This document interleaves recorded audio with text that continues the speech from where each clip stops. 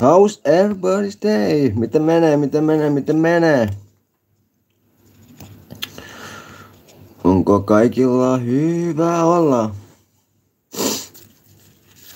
Vai mites on? Kaikkien päivä. Vittu, pääsin just duunista. Ja nyt ehkä vähän se. Mitä sitä sitten tekisi kuulee? We're all in danger, Danley. Jesus Christ, what can we do? Absolutely nothing. It was good knowing you. Hyvää päivää.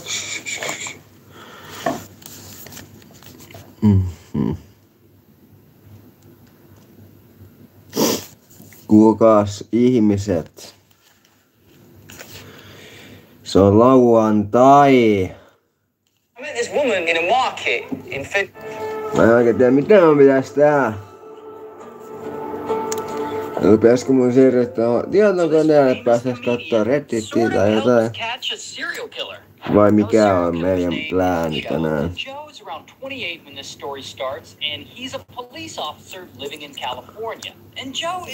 Mä nyt seuraan tässä TikTokia sen aikaa, että te sieltä saavutte. He starts doing just that. He starts breaking into people's homes, but he's really weird about it.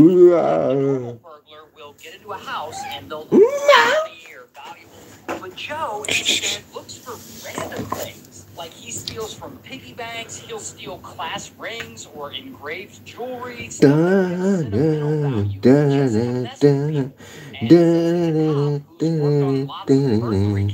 He knows how to do all this and not get caught. And so he does it for about 2 years. Vittu, mites mä saisin, mulla on kaukosääli hävinnyt, mut eiks puhelimella pitäis pystyä käyttää niinku puhelimesta pystyä tekee kaukosäätimään jotenkin. Mä en tiedä miten. Miten vittu se? No. Mitäs mä keksin? Oh my god. No. Miten teillä menee?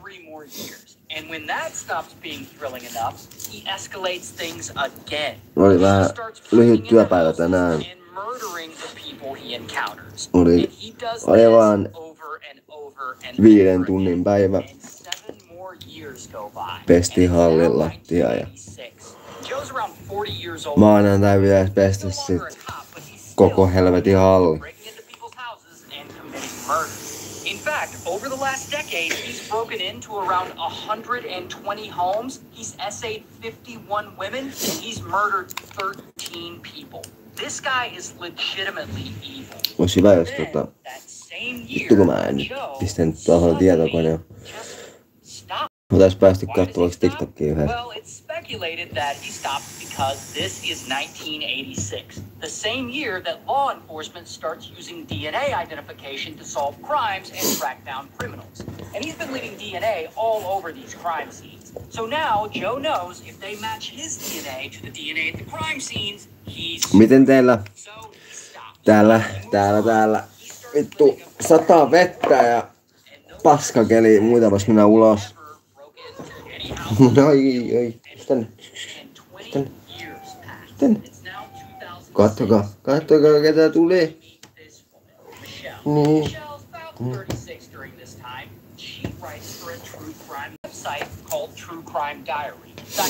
Sieltä tuli mun lempiystäväni. Moro! Miten menee? Miten teikään lauantai? Onko ollut vapaat vai oliks duunis vai miten menee?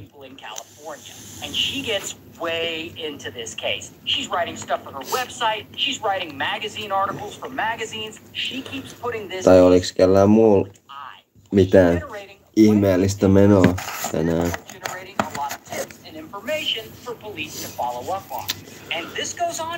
En oo kuule homppeli.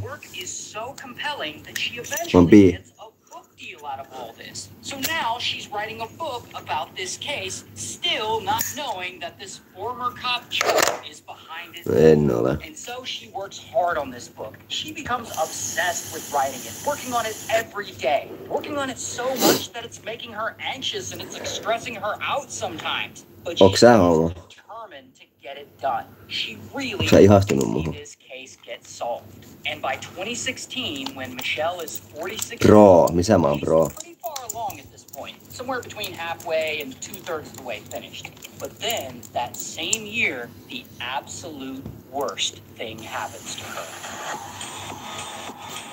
So Michelle's husband is actually this guy, Patton Oswalt. And Patton, he's Missä a bro? famous actor, comedian. He was the voice Mä oon bro aika mones He's been jutus. on a lot of TV shows, Parks and Rec, Brooklyn Nine-Nine, Agents of S.H.I.E.L.D. He's been working a long time. You've definitely seen him and stuff. Patton is at home, and he comes into the bedroom, Ai. and he finds she's not breathing. Ai. Had unfortunately, suddenly passed away in her sleep.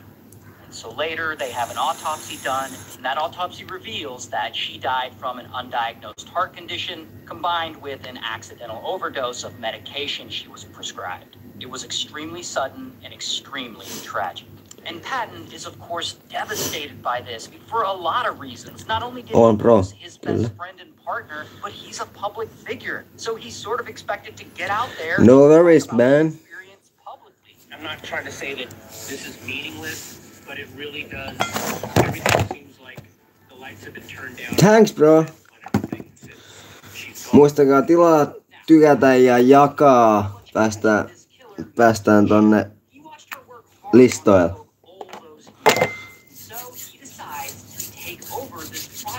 Saatte vähän ehdotella, mitä sitä tehdään.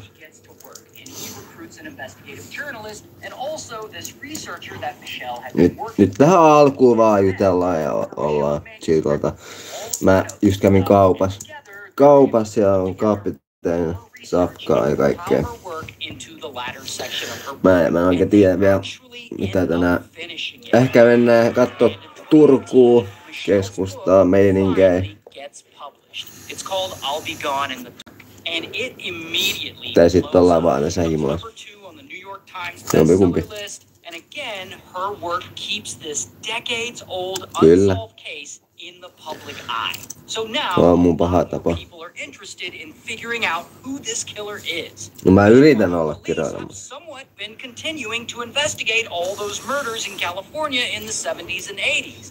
Meillä oli ja silloin lapsena ei niinku kirjoisanat ei oo ollut mitenkään paha sana.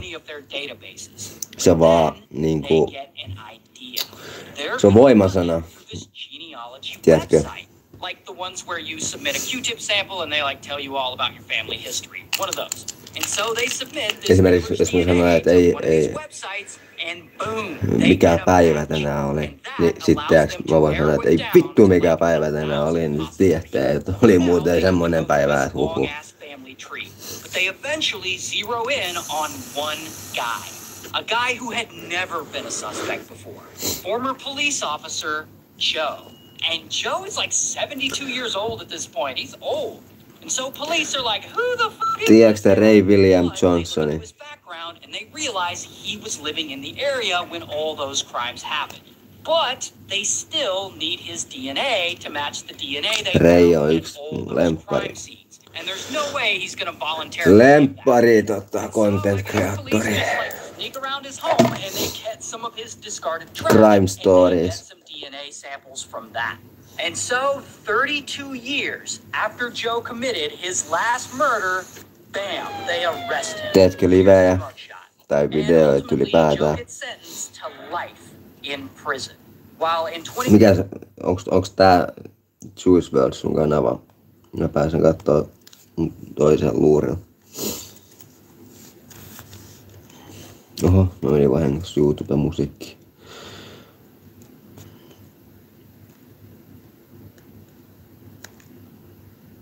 No. 3000 tilaa. Se on aika hyvin jo. Mulla ei mitä 170. Mä oon erittäin kiitollinen niillekin.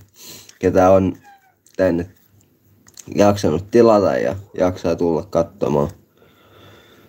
katsomaan meikää.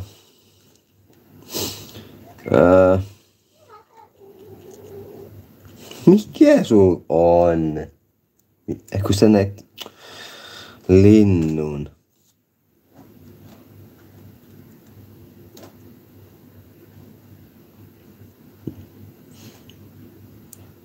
Kissa on ihan seko tässä. En mä löydä sun kanavan.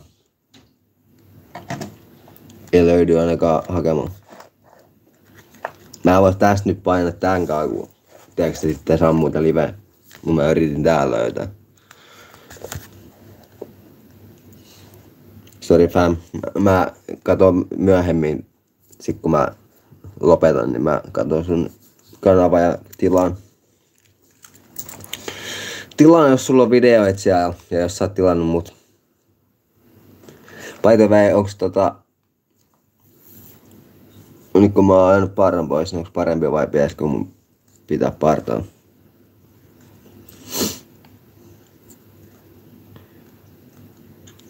Ne on nyt koittanut vähän erilaista luukkia.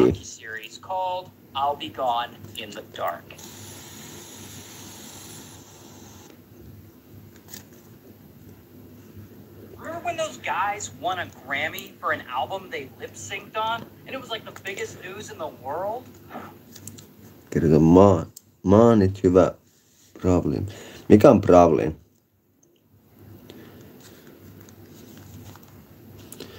Maanit. Kato, se tuli jo tässä noin. Onko se on toi? Jos näkyy. Eikö oo? Sulla on 85 tilaa ja 324 videoa. Oho! Jumalauta!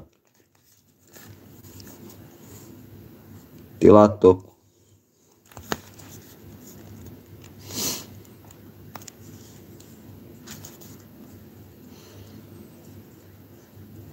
Onks ne sun tekemiä kaikki shortit vai onko sä ottanut ne?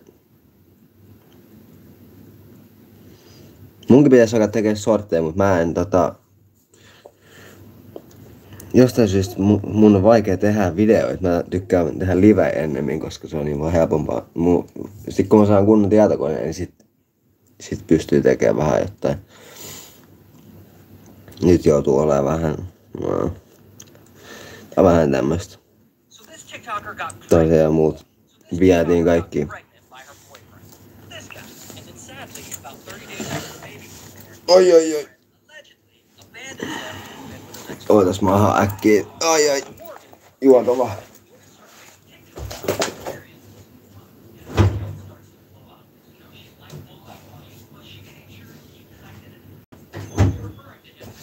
Kauhen nälkä. Nälkä on, mut kun ei jotenkin, nyt ei vielä jaksa tehdä safkaa. Tää on muuten ihan törkeen hyvää. Not sponsored. Skyr sponsor me.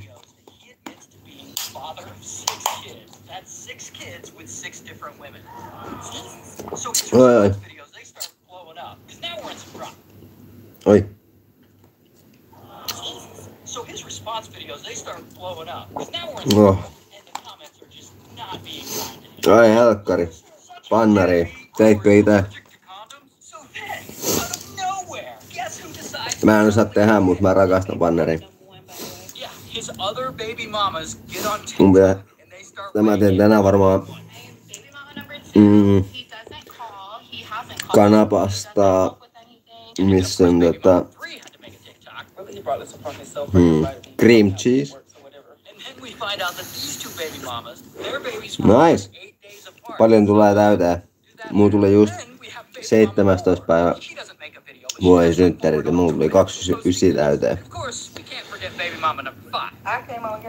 29. 30 tulee vittu ihan kohta.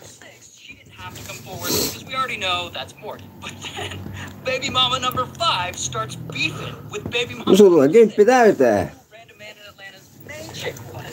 10 täyteen.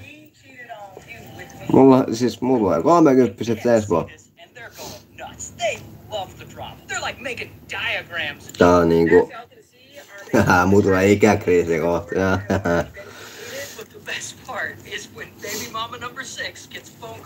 Mutta ei musta tunnu, tiiäks, että mä oon niinku nää 29, se on vittu, se on vanha jo, mutta ei musta tunnu yhtään. Musta tuntuu edelleen, että mä olisin joku 18. Another woman had come forward. So Morgan got demoted from 6 to 7.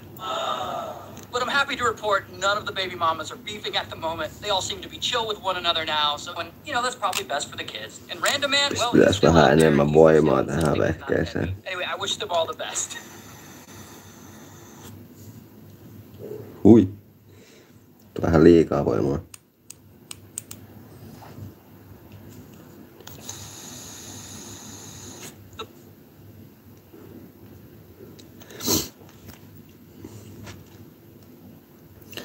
Mitä te touhuutte nyt lauantaina? Onks mitään ihmeellistä? On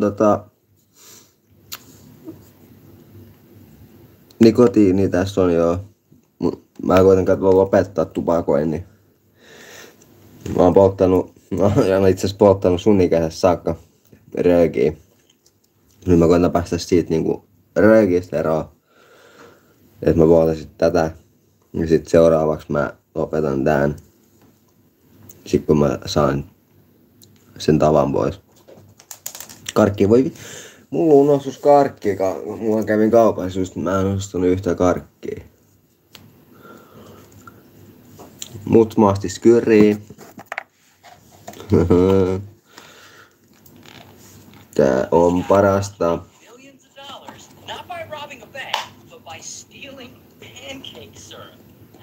His name is Richard. Richard's about 33 when the story starts, living in Canada, and he's the kind of guy who's just a shady.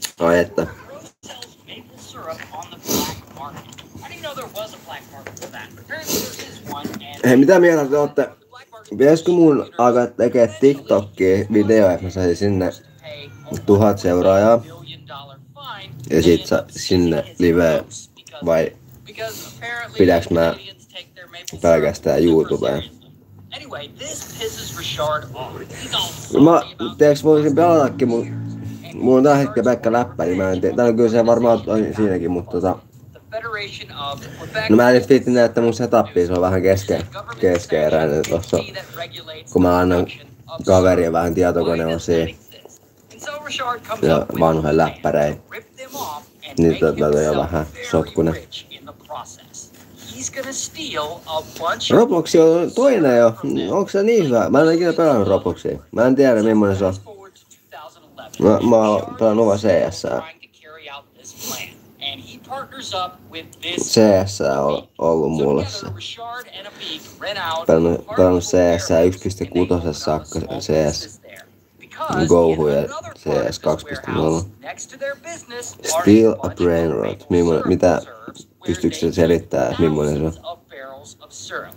And the place kind of looks like this. There's just a bunch of white barrels in a warehouse. And so Richard and Avi... Mä voin myöhemmin koittaa. Mä pidän jossain kohtaa tauon tässä, kun mä teen safkaa. Tai sitten jos te haluatte nähdä, kun mä teen safkaa, en mä tiedä ihan sama se on. Mut sit mä voisin siirtyä tohon koneelle webcamin kanssa läppärillä. Ja sit sit siitä kautta live. Mun mielestä mulla on toi OBS:kin jo kunnon.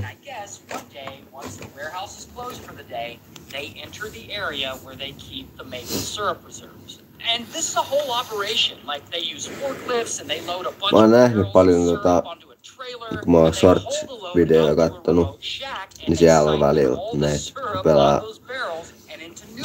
tai kuulee näitä Roblox-livejä. Mut mä en ole ikinä jäänyt katsomaan, kun mä en oikein tiedä. Kun mä en ole ikinä tiennyt oikein millainen peli se. Mä oon vaan kuullut sit paljon. Joo vai? Mitä? Okei. process is 20 very miljoonaa. slow. It takes a lot of time and effort. And so Richard comes up with a Damn. slightly better plan. And they start doing the same thing Damn. at the actual warehouse, and Ehkä mun instead of täytyy 2 barrels, pelata they use sitä. a big tanker truck. And then they fill the Mut barrels myöhemmin. with water Mä en after nyt they vielä empty jaksa them, but later säätää. they get lazy and they don't replace the syrup with water at all. They don't fill the barrels up with anything. They just leave them empty. Mä That will become an sanotaan, issue että later. So anyway, they keep doing ehkä this pari over tuntia, and niin sit over and over again. voi And siirtyä by tästä tietokoneen. 2012, they've stolen 9,500 Mä pääsin vasta töistä, kävin kaupassa muuta ja pistin liveen päälle. which is worth more than Saa vähän etten tekemistä. Canadian dollars, which at the time was worth about 18 million US dollars. So what do with all this syrup? Well, they haul it over to a different province and they divide it up and they sell it to syrup distributors. I guess syrup distributors are like cheap syrup. Missä mun mielestä on? And Niin. as absurd as this sounds, Itse asiassa. the Beats operation is so smooth. Tuu takaisin vielä. Thus far, I've only talked about Shard and the not just these two guys. There are actually like 25 people involved in this. Katsotaan. Including some warehouse workers, warehouse security guard, and Voi other pitää mun akkuun. Joku on, yes. people like that. But let's just focus on Richard in a week because they're the most people. Now, at some point in 2012, it's time for the maple syrup reserve to get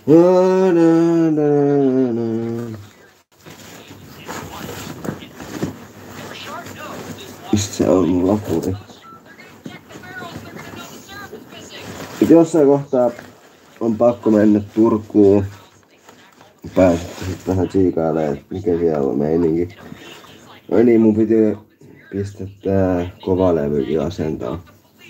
Mulla on vähän hommia tässä keskeeräisellä, kun ei oo ehtinyt tekemään. No mitä hittoa?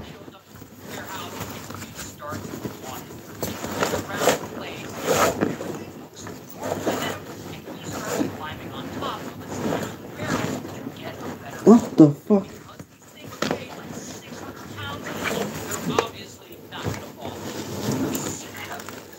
What the fuck?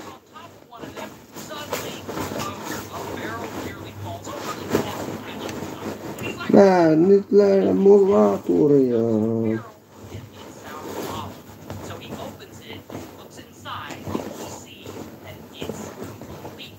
Ei hittoa se ei tonne.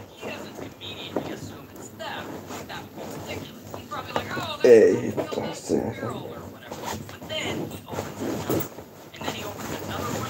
Sit mun on pakko mennä.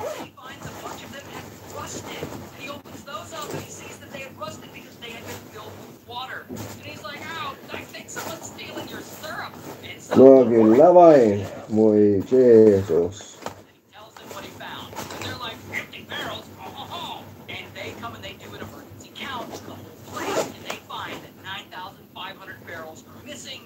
Jeesus. Mitä voi unohtaa laturin kaverilla?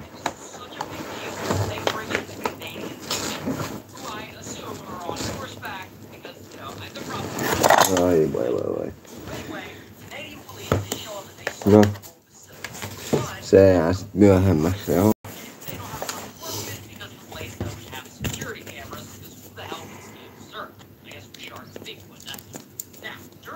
No. Rasvakin on. Mutta onneksi mulla on tämmönen purkki rasvaa.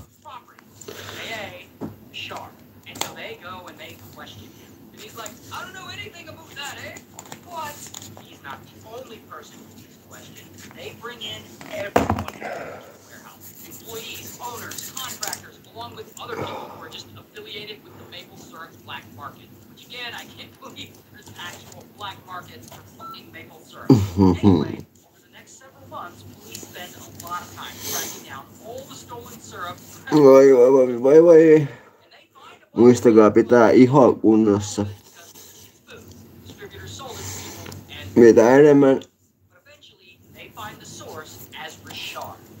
niin sit näyttää nuorelta, vaikka on vanha.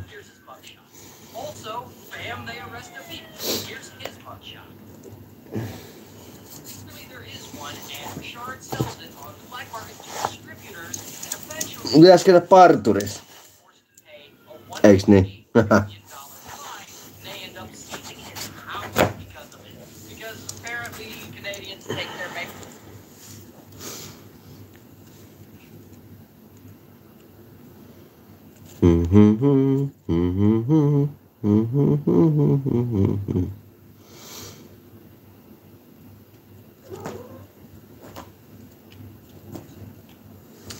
Mä voisin tänään käymään mun kamattanikin hakemassa sieltä. Morottamassa. Onko muuten se massi? Tarvis nyt sitä aika kovin tai jos sulla on lyytit tullut, niin jos mä saan lyyteen. Joo. Mä voisin tunnin 2 päästä tulla. Mitä ei touhua.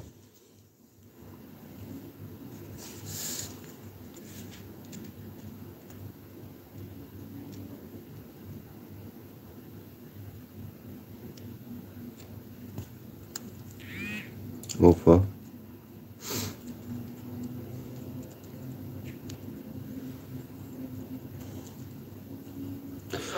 Super serious. Anyway, this pisses Richard off. He's all salty about getting busted for years.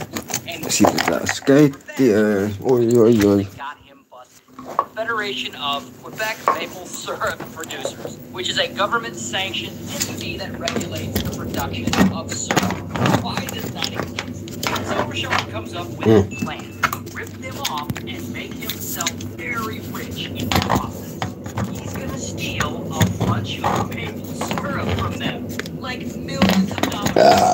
So fast forward to 2000, Richard is still trying to carry out this plan, and he partners up with this guy, a beak.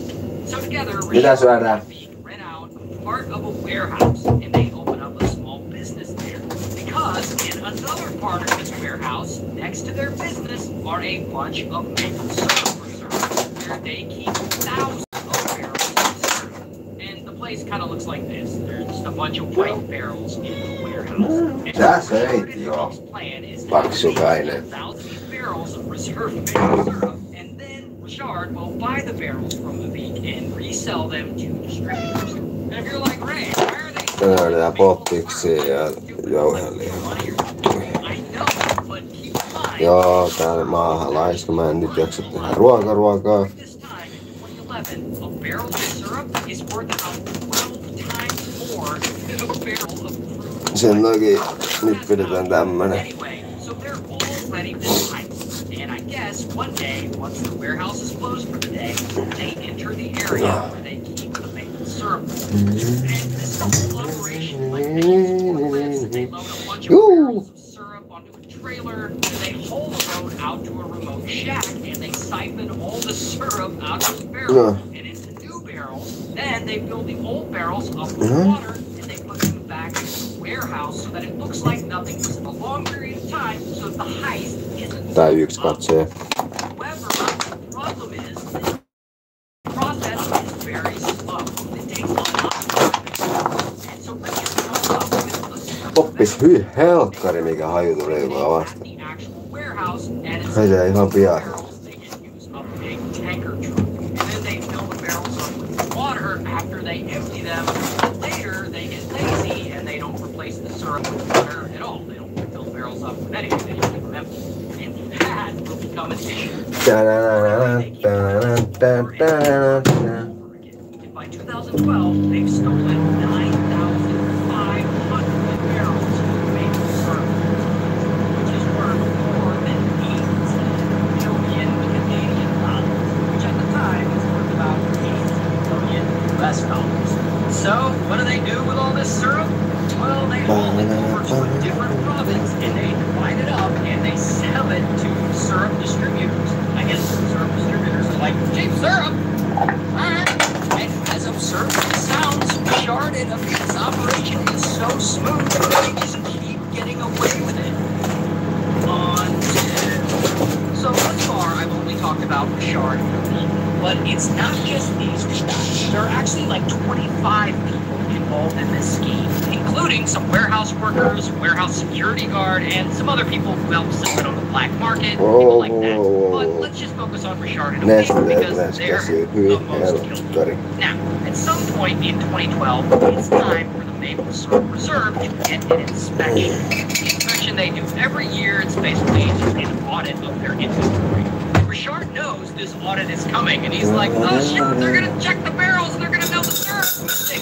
And they have to scramble and like clean up any evidence in the warehouse, and they stack all the barrels back exactly the way they were stacked before. And Aviv, he's like hitting up some of their co-conspirators, and he's like threatening them, saying if they talk to police, he's gonna shoot them in the head over fucking pancake syrup.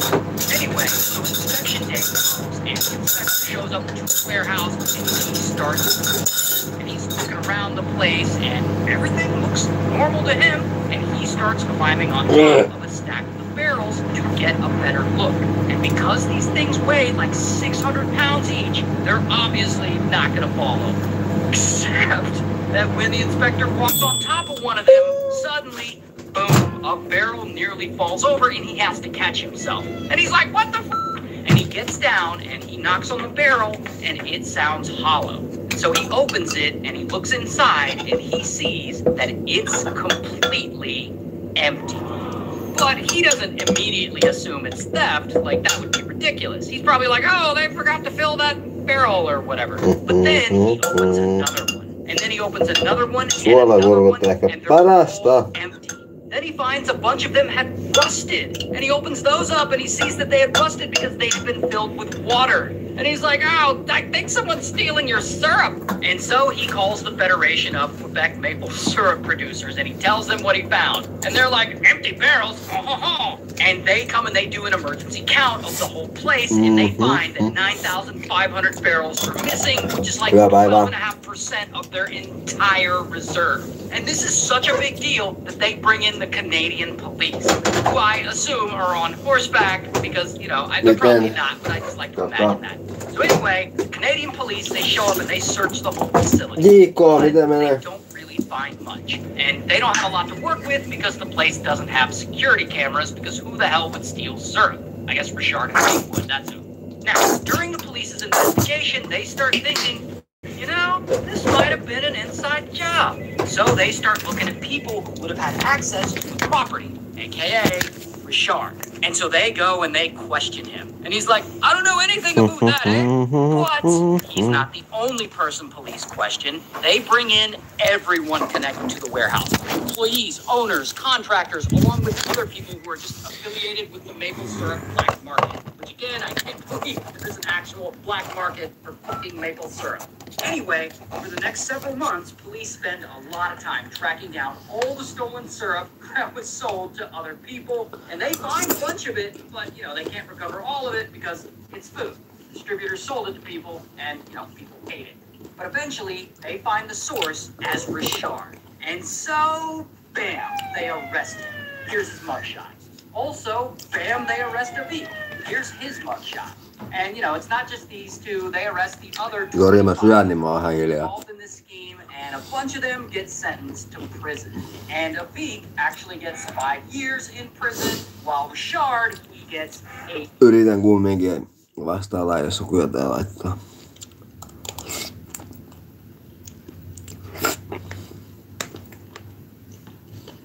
This redneck dude is somehow able to pull off one of the biggest money heists in American history. And he becomes rich as...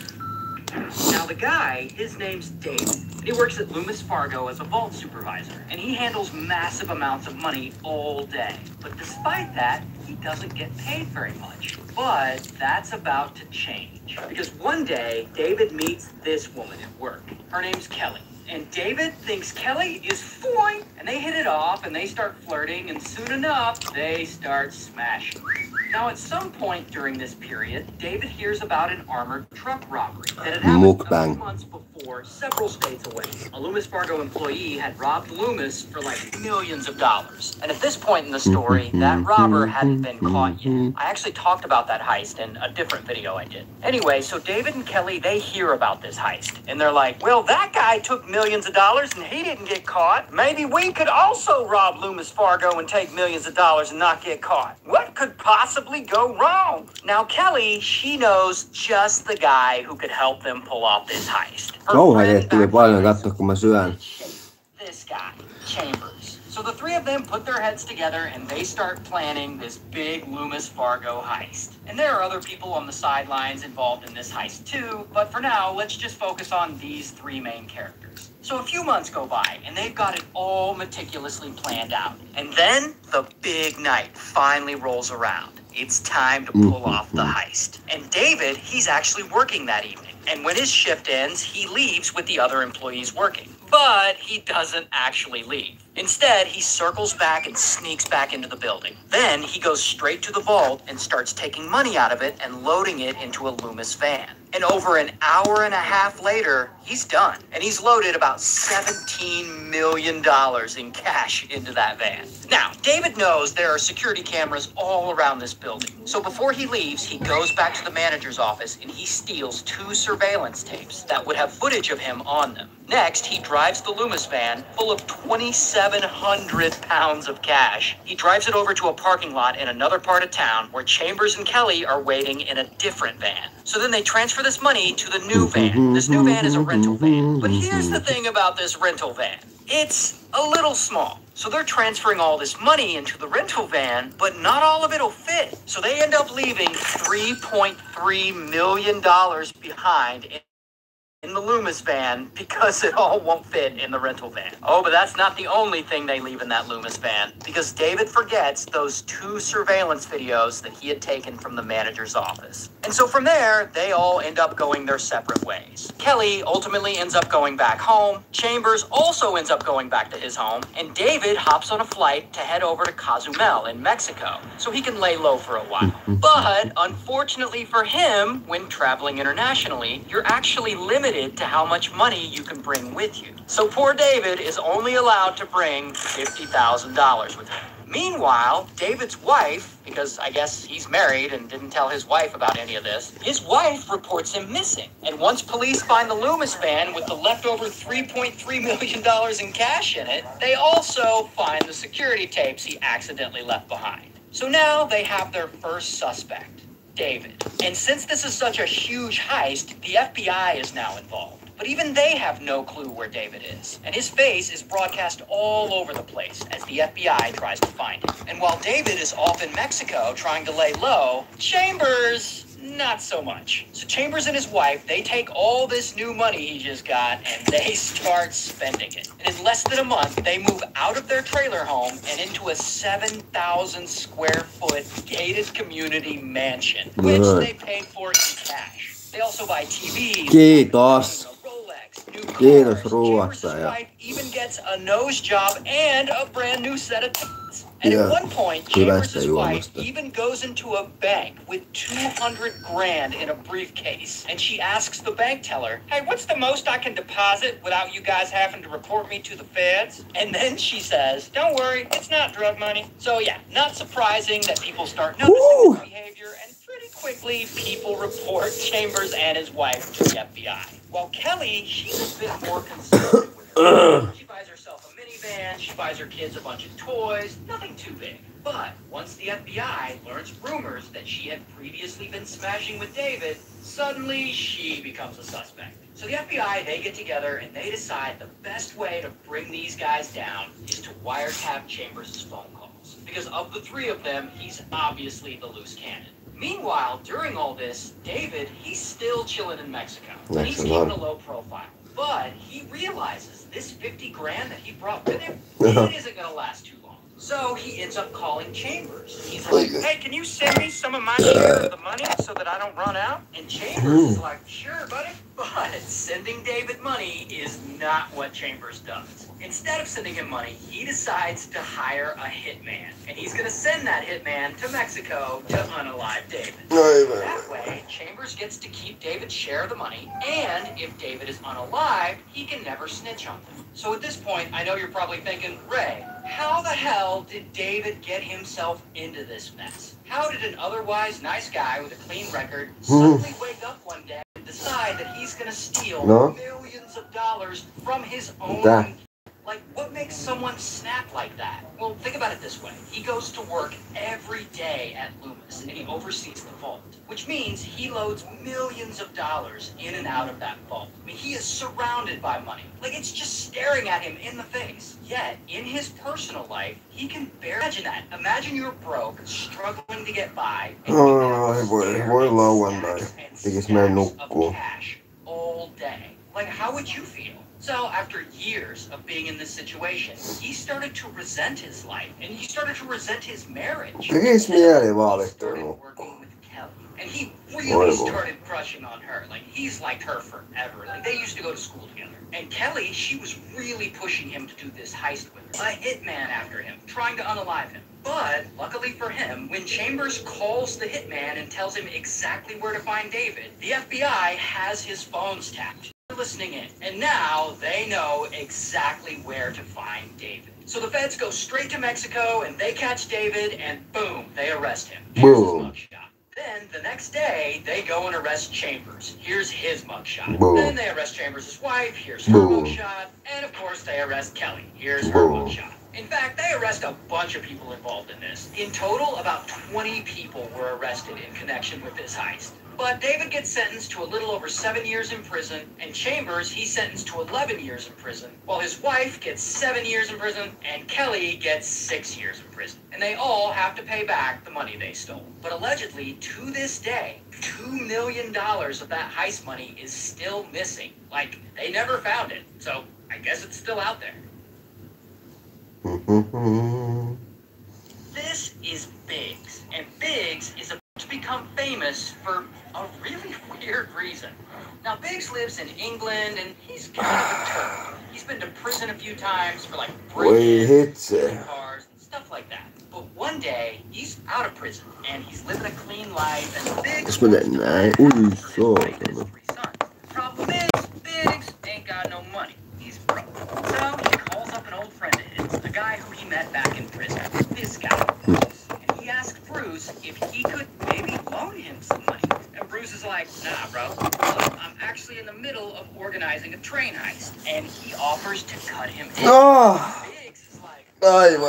So the plan is they're going to rob a Royal Mail train. It's a train that picks up and delivers mail. Now, one of the cars on that train carries high-value cargo, which is just lots and lots Kohta näyttää vaan kun mä nukun. Now, has a guy on the inside feeding him information about the train schedule and cargo. So he knows exactly when and where to stop this Royal Mail. They don't have pew-pews because this is England. Instead, they just have some metal bars. Mitä te teette? So then the big day comes, and it's 3 a.m. All the men go out to the train tracks, and they hide. And when they hear the train approaching, a couple of them go to one of those track signals. It's kind of like a stoplight for trains. And they turn off a green track signal, and they use batteries to turn on a red signal. And once the train approaches and it sees the red light, it starts to the conductor with the bar, nearly knocking him out. And then some of the other men board the car with all the cash in it, and they force the train workers to lie down on the ground. Then eventually, when the train 125 bags of cash, 2.6 million pounds, which today in US dollars would be worth about, they can hide out there and divide up the money. And over the next few days, they all take their cut of the money and they split and go their separate ways. Now, they have hired some people to come burn down the farmhouse after they leave to hide any evidence. But the people who they hired who were supposed to burn it down, they don't follow through with the plan for whatever reason. And then police end up finding the farmhouse, and they get a bunch of the guy's fingerprints, and eventually, bam, Biggs gets arrested. Here's his mugshot. And also, he's in prison, he decides, this place isn't for me. And so he makes a rope ladder, and one day he uses it to climb over the surgery, and he assumes a new identity. Then he moves his wife and family from Paris all the way to Australia. And from there, he and his family stay on the run. And they move like 3 different times, and Biggs changes his identity every time. But unfortunately, it's not enough. Straight up ditches his wife and sons. And he gets on a passenger liner, and he takes it from Melbourne all the way to Panama. And then from there, he flies to Brazil. And there, for about a year, he lives under the radar, working as a carpenter. Here's for his England crimes while he's living there. Lucky bastard. And at this point, he's been on the run for about 5 years. But he's having a great time in Brazil. He's partying every night, drinking at the clubs, and one night he meets an adult dancer at the club. And we'll just call her second wife, because she eventually becomes his second wife. And these two get married, and he gets her pregnant. Now, around this time, Scotland Yard shows up to Brazil looking for Biggs. And they actually find him, and bam, they detain him. Here's his mugshot again.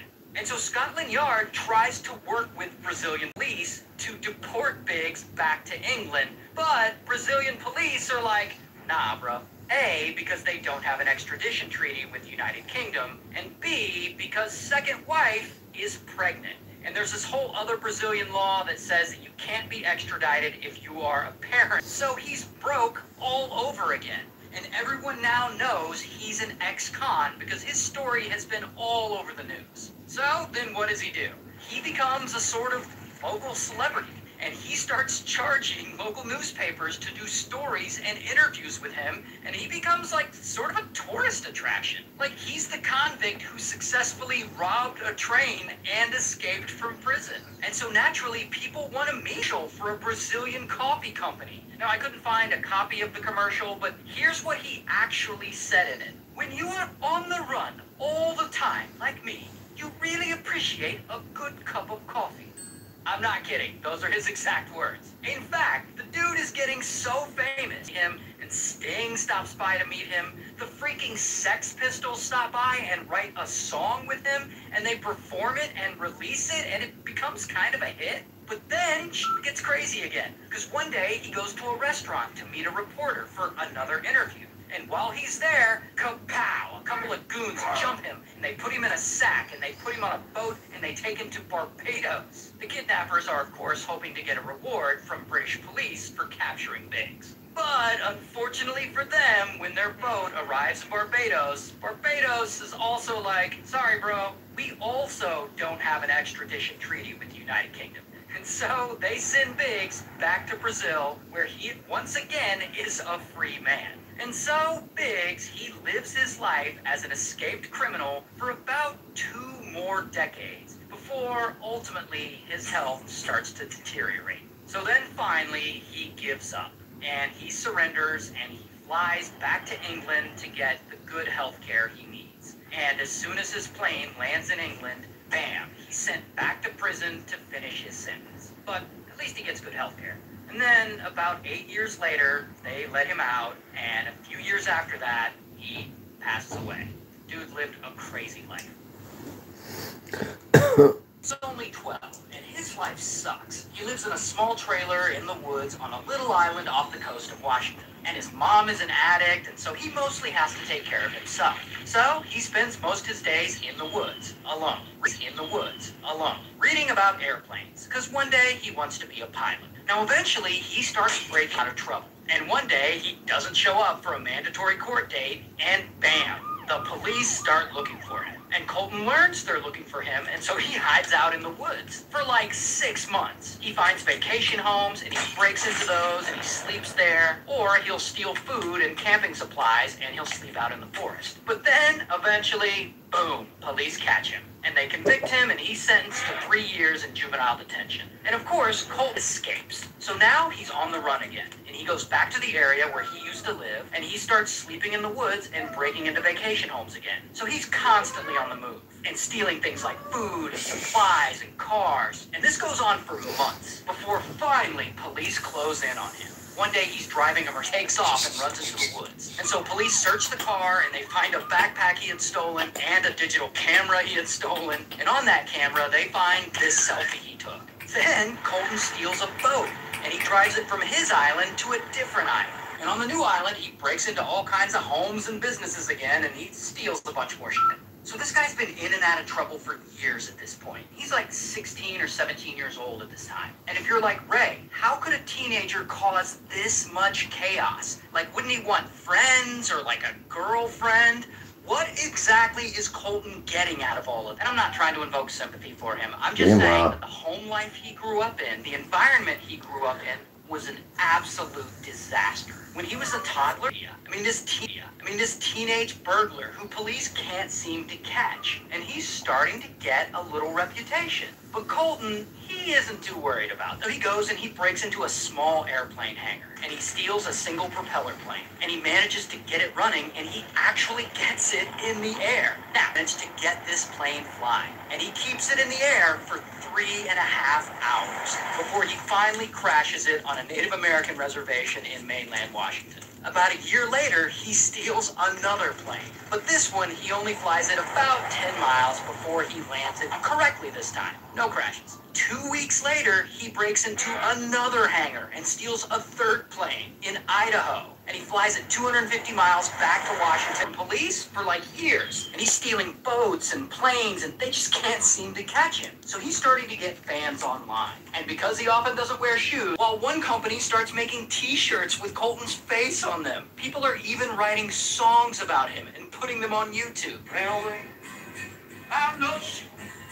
I mean, dude is blowing up. And of course, all this sudden attention, it starts to put a lot of heat on him. And by now, the FBI is involved in this manhunt, looking for him. But Colton, he's like, whatever. He's still out there robbing houses and stealing cars. And so another year passes. And he decides, okay, there's too much heat on me. It's time to steal another plane and get the hell out of the country. But first, he has to find the right plane. So he jacks a boat and he drives it to mainland Oregon. And from there, he goes to a small airport and he doesn't find the plane he wants. So then he just steals a car. And from there, he goes to 2 more airports and he still doesn't find the right plane. Then he tries an airport in South Dakota and nope, still doesn't find the right plane he wants. And after driving over 2,000 miles through 9 different states and almost a dozen stolen cars, Colton hits up Jackson and he takes off and he's in the air and he flies 11 hours over 1,200 miles from Indiana to Great Abaco Island in the Bahamas. And once he's there, he kind of crash lands in shallow waters near the shore.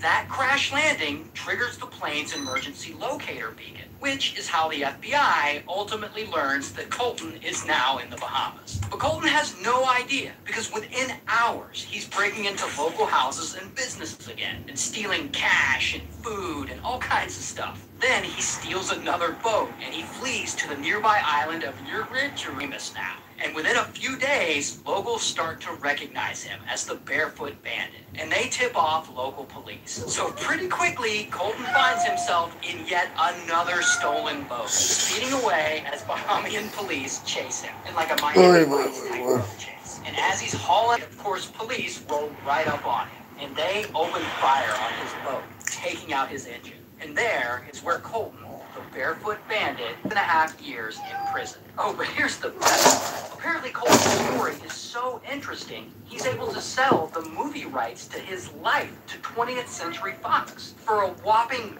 $1.3 million. But unfortunately, as part of the punishment for all his crimes, the court ordered that he's not allowed to profit from his story. So he doesn't get to keep any of that money. All of it has to go to pay back his victims, the people he stole from. And apparently he's out of prison now, he served his time, and he just works a regular job. So, good for him.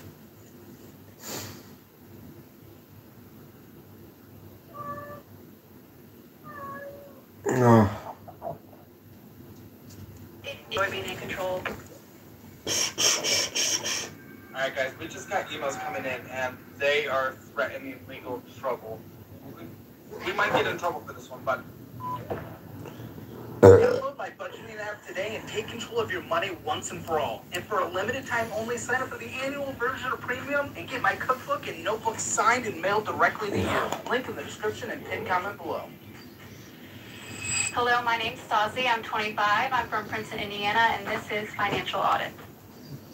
Thanks for coming down. What do you do up there for a living? So I like to call myself like a certified hustler. So, like, my main job is I'm a medical assistant at an urgent care.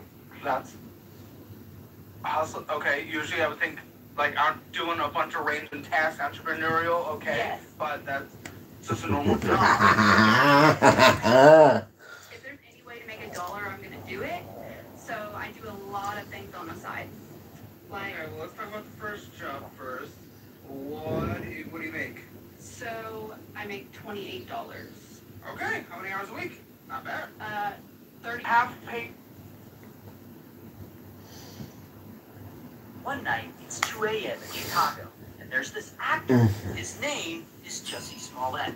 And Jussie, he doesn't have any food in the apartment, so he goes out to a place nearby to pick up a sandwich. Once he gets it, he leaves the place and he's walking back to the apartment. And allegedly, he hears a couple of guys yelling slurs at him.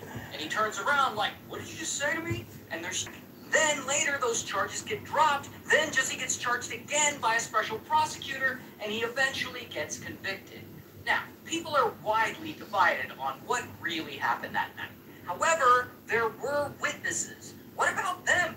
They also caught some potential suspects, which is now playing on Netflix. And you're just going to have to watch for yourself to find out what really happened. So this Major League Baseball player is in big trouble. Now, the guy's name is Dan, and Dan used to be a successful dude. He made millions of dollars playing Major League Baseball for about a decade, until he tested positive one day for performance-enhancing drugs. And boom, they suspended him. Here's the thing about Dan, though. Dan really likes to make money. Here's the other thing about Dan, though. Dan is really bad with money. Even though he made $14 million playing baseball, he has since lost it all. After he stopped playing baseball professionally, he lost everything he had from a divorce and from a bunch of bad investments he made. But whatever, he's still determined to make money. He's just going to figure out another way to do it. So in 2013, when he's 39 years old, he borrows some funds from his parents, and he opens a bar where he lives in Nevada. And surprisingly, this bar starts doing really well. Customers are showing up, the place is getting a lot of business, people like coming here. Suddenly, Dan is making like 50 grand a month from all of it. But then, of course, he starts to screw it all up. Because apparently he and his staff are partying, eats into their profits. Eventually, the bar is failing and Dan finds himself $300,000 in debt. So now what's he gonna do? Well, he's gonna do the only thing he can do. He's gonna go on TV. And so Dan goes on a reality type show called Bar Rescue, where the host tries to rescue struggling bars. And even on the show, Dan and the bar employees are pretty open about how they just party all the time. The staff continued to party. Dan saw his profits dwindle. But despite going on the show, it just doesn't work. A few years later, he unfortunately has to close the bar. And this really sucks for Dan. Not just because he wanted to own a bar, but because now he and his wife have become financially dependent on his wife's parents, who we'll just call Aaron's parents, because his wife's name is Aaron. And Dan hates being dependent on Aaron's parents. And Aaron's parents hate it too. I mean, they're multi-millionaires and they're paying for a ton of Dan and his wife's stuff. Their house really just don't like Dan. They think he's a deadbeat. So it's just not a good relationship between them and him. Regardless, they keep giving Dan a little bit of money. This is a large amount of money. Like in 2016, they lent Aaron $1.3 million, so that she is 47 years old at this point, and his money problems still haven't gone away, and he's still fighting with Aaron's parents about the funds that they lend him. But one day, Dan starts joking about how he kind of just wants Aaron's parents gone. And that is when he gets an idea that's going to change his life forever. Dan realizes that if Aaron's parents pass away, Aaron would inherit their $23 million estate. Now, Dan and Aaron apparently have what you would call an open marriage. I guess they've agreed to smash with other people or whatever, I don't know. So he's been openly seeing this other woman on the side. Her name's Samantha. Samantha is actually friends with both Dan and Aaron, which sounds very messy to me, but you know, whatever, it's their business. So one day in 2021, Dan hits up Samantha and he asks her to drive him out to Lake Tahoe, where Aaron's parents live. Now, he obviously can't tell her the real reason he wants to go there is so that he can try to murder his wife's parents. So instead, he lies and says, "I'm going there to score a bunch of cocaine, and I need you to drive." And I guess Samantha's like, all right. And at some point, Samantha's near Aaron's parents' house, and they park her car somewhere around a mile away. And I guess Dan tells her he's going to get the drugs, And so Samantha waits there in the car, while Dan puts on a mask and he walks almost a mile to their house. And you can see him walking up in the footage here. There he is walking up the driveway. So he enters through the garage. Once he's inside the place, he waits. Aaron's parents aren't actually home. A few hours later, they finally do come home. And for whatever reason, Dan hides there for another hour. Then, when he thinks the time is right, mom. Then he flees the scene, all the way back to Samantha's car, and they drive away. Here's the thing though. Aaron's dad was, unfortunately, unalived instantly. But Aaron's mom is actually still alive. So she's able to call 911. And she makes it to the hospital, and she survives. So, of course, police start investigating all this right away. But there's a problem. Aaron's mom doesn't remember anything from the day of the shooting because she was shot in the head twice and she lost her memory. So she can't tell police that Dan was the one who did it. However, even though she can't remember, she's still convinced that he is the one who broke in and shot her. So she takes him and Dan, who committed the crime. So after a while, the case goes cold. And the worst part is, the saddest part is, until police finally stumble upon some evidence they can use. They're still investigating all this.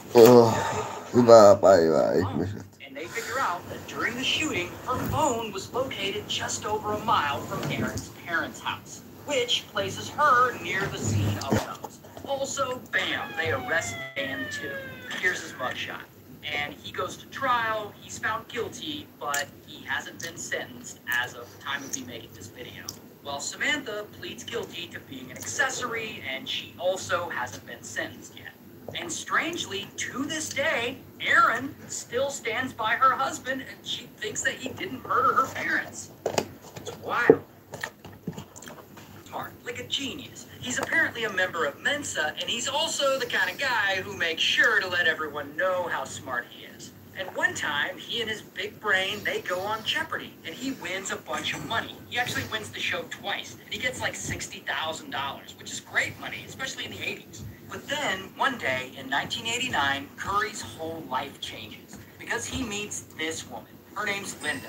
Linda's 45, she's a little older than Curry. She works with him, and she thinks he is 40. And so they hit it off, and they start dating, and eventually they start smashing. A few years later, in 1992, they end up getting married.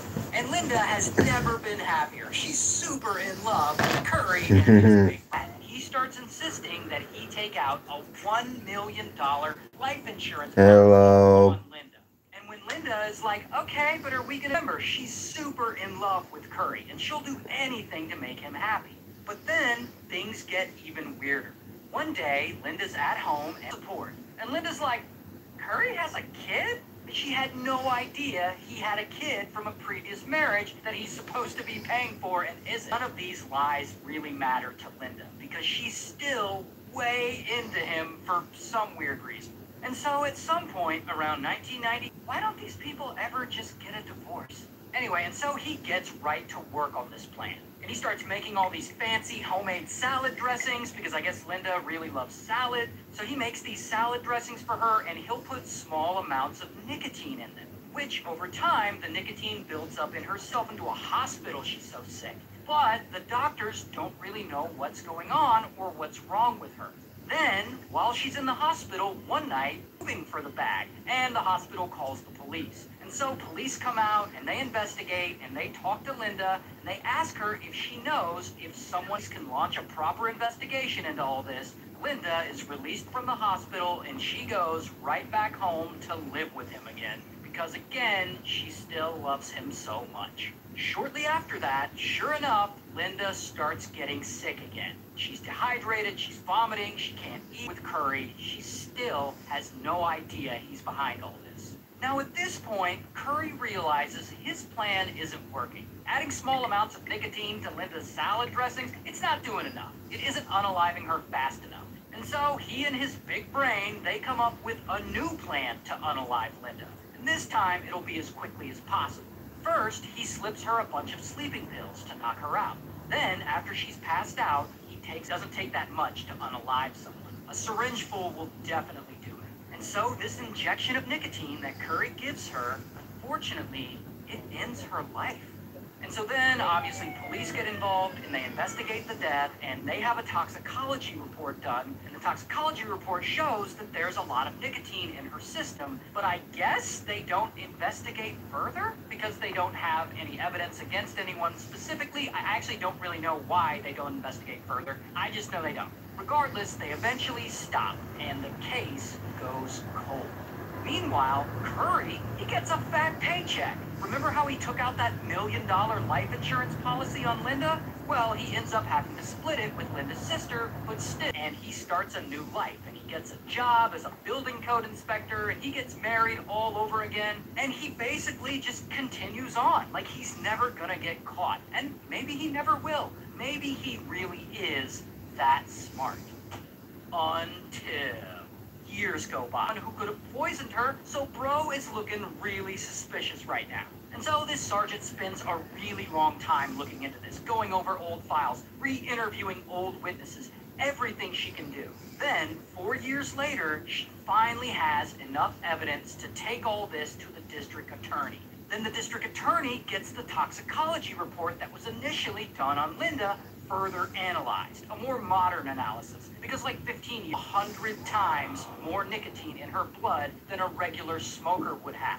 50 to 100 times. And Linda didn't even smoke. Backing her up, the sergeant, who was originally working on the cold case, she travels over to Kansas and she brings Curry in for questioning. And she grills him and she gets...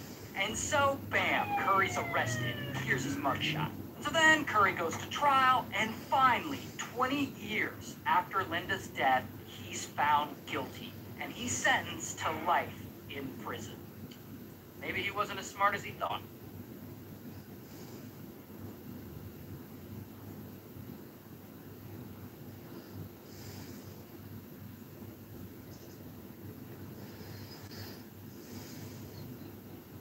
So this relatively unknown actor is rich now. He just took in over $690 million. And he did it basically by just using his charming personality. So how did he get so rich?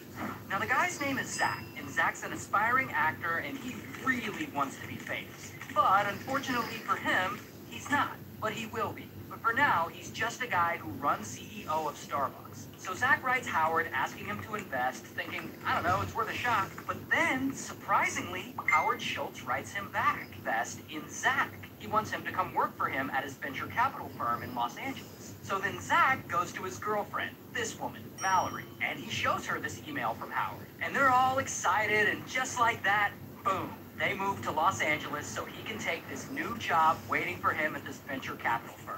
Here's the messed up thing, though. There is no new job waiting for him at this venture capital firm. Zach never got a job offer from billionaire Howard Schultz because Howard Schultz never wrote him back. Zach made all of that up. He faked the email and everything. And he tells this big lie. Why he doesn't just tell his girlfriend that, I don't know. So anyway, pow, they're now in LA. And Zach has got to keep this lie going. So several times a week acting classes. And he's going on auditions and he's putting himself on tape. But as it turns out, landing a role is hard for him. Mostly because his acting sucks. I am completely and utterly in love with you.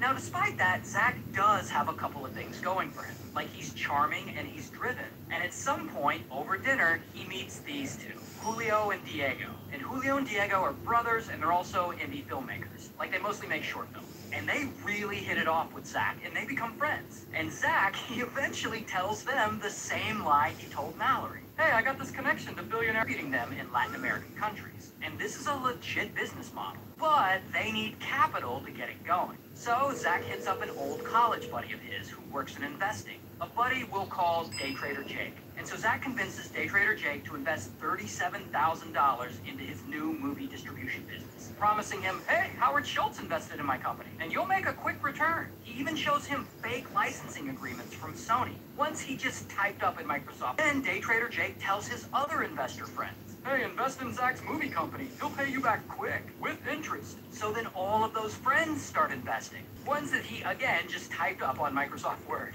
Now, in order to pay all these new investors back, Zach turns his business into a straight-up Ponzi scheme. He starts taking money from the new investors and using it to pay back the old investors. But here's the thing though, this works really well for him because for now, all of these investors are getting paid back with interest. And so then more people hear about what he's doing and they invest in the company. And then even more people hear about it and then they start investing. And it starts with like tens of thousands of dollars and soon people are investing millions of dollars in movies at all. Because the real money's in the Ponzi scheme he's doing. And of course, he's paying himself during all of this too.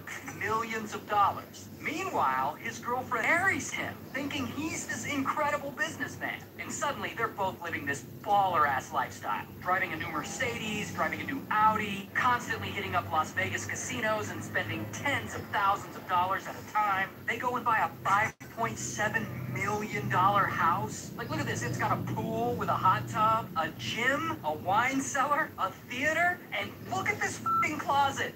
Look at it! And not only that, with all this newfound money, Zach is finally able to finance movie projects that he can act in. Because remember, his goal is still to be an actor and to be famous. So then bam, he gets some acting roles in some small movies. One of them is actually this Joker fan film, which they produced and put on YouTube, where Zach's scheme is going well. Until, at this point, Zach's been running this scam for over 5 years. And he's managing the money of over 250 investors. And he's taken over $690 million worth of investments. Some of it he's paid back. But here's where it all starts to fall apart. Every Ponzi scheme is destined to fail. Because at some point you run out of new investors to pay back the old investors. And so suddenly he does best. Turns on his charm and he starts bullshitting everyone, telling them all kinds of excuses. Oh, HBO is reorganizing, or oh, Netflix is in the middle of an audit, so the streaming services are late paying me. So to buy some time, he types up these fake emails that are supposed to be, and he shows these fake emails to the investors, and they believe him, and it satisfies everyone for a while. Then another year goes by, and Zach still and the lawyers involved have to subpoena Netflix for their financial records because Zach told them that this was all Netflix's fault. And they're like, hey, Zach's right back. And they're like, what about all these licensing agreements you signed? And then they send Netflix the fake licensing agreements that Zach had given them that he typed up in Microsoft Word, along with all of the fake emails that Zach had fabricated. And Netflix looks at it and they're like, these are fraudulent, and this is a huge deal. And that is when everyone involved starts to piece all of this together, and they come to the conclusion that Zach is running a Ponzi scheme. And of course, everyone is pissed off and they're disgusted and they want to take Zach down. But no one is more pissed off and disgusted than his old college buddy, day trader Jake. Because Jake was the very first investor. And he feels bad because he's the one who got all of those other investors involved. And by sheer coincidence, I'm sure, it's right around that time that old Zach hits him up. And he sends him an email and he asks him for even more money. But at this point, day trader Jake has had enough. And he contacts the FBI. And so then, boom, the FBI raids Zach's house. And they arrest Zach, and I don't have a mugshot, but he's an actor, so I do have a headshot. So here's his headshot. And allegedly, the same day he got arrested, his wife Mallory files for divorce. Good for her. Meanwhile, Zach takes a plea deal, and he gets sentenced to 20 years in prison for this Ponzi scheme. Plus, he has to pay back $230 million in restitution to all the people he defrauded. But on the bright side, I guess he is sort of famous now.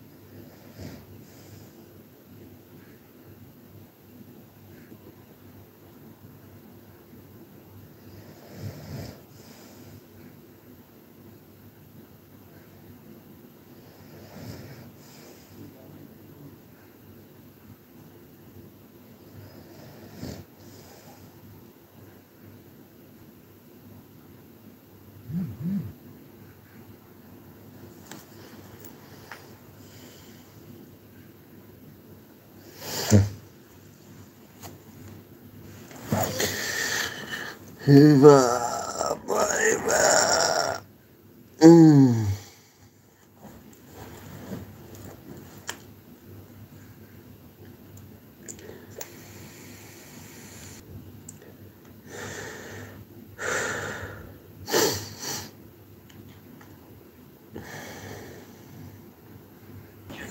Disappeared.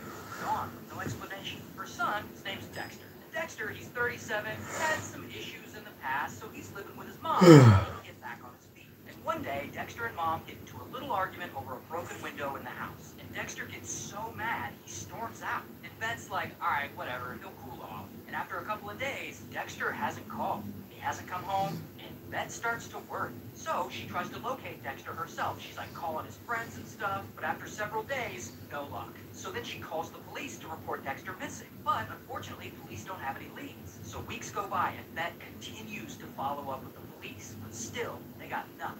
Then months go by and Beth's hitting up the police. And this whole time, Beth's been looking for him on her own, too. Driving around neighborhoods, posting his photos all over her Facebook. And Beth is devastated. It's like this situation can't get any worse.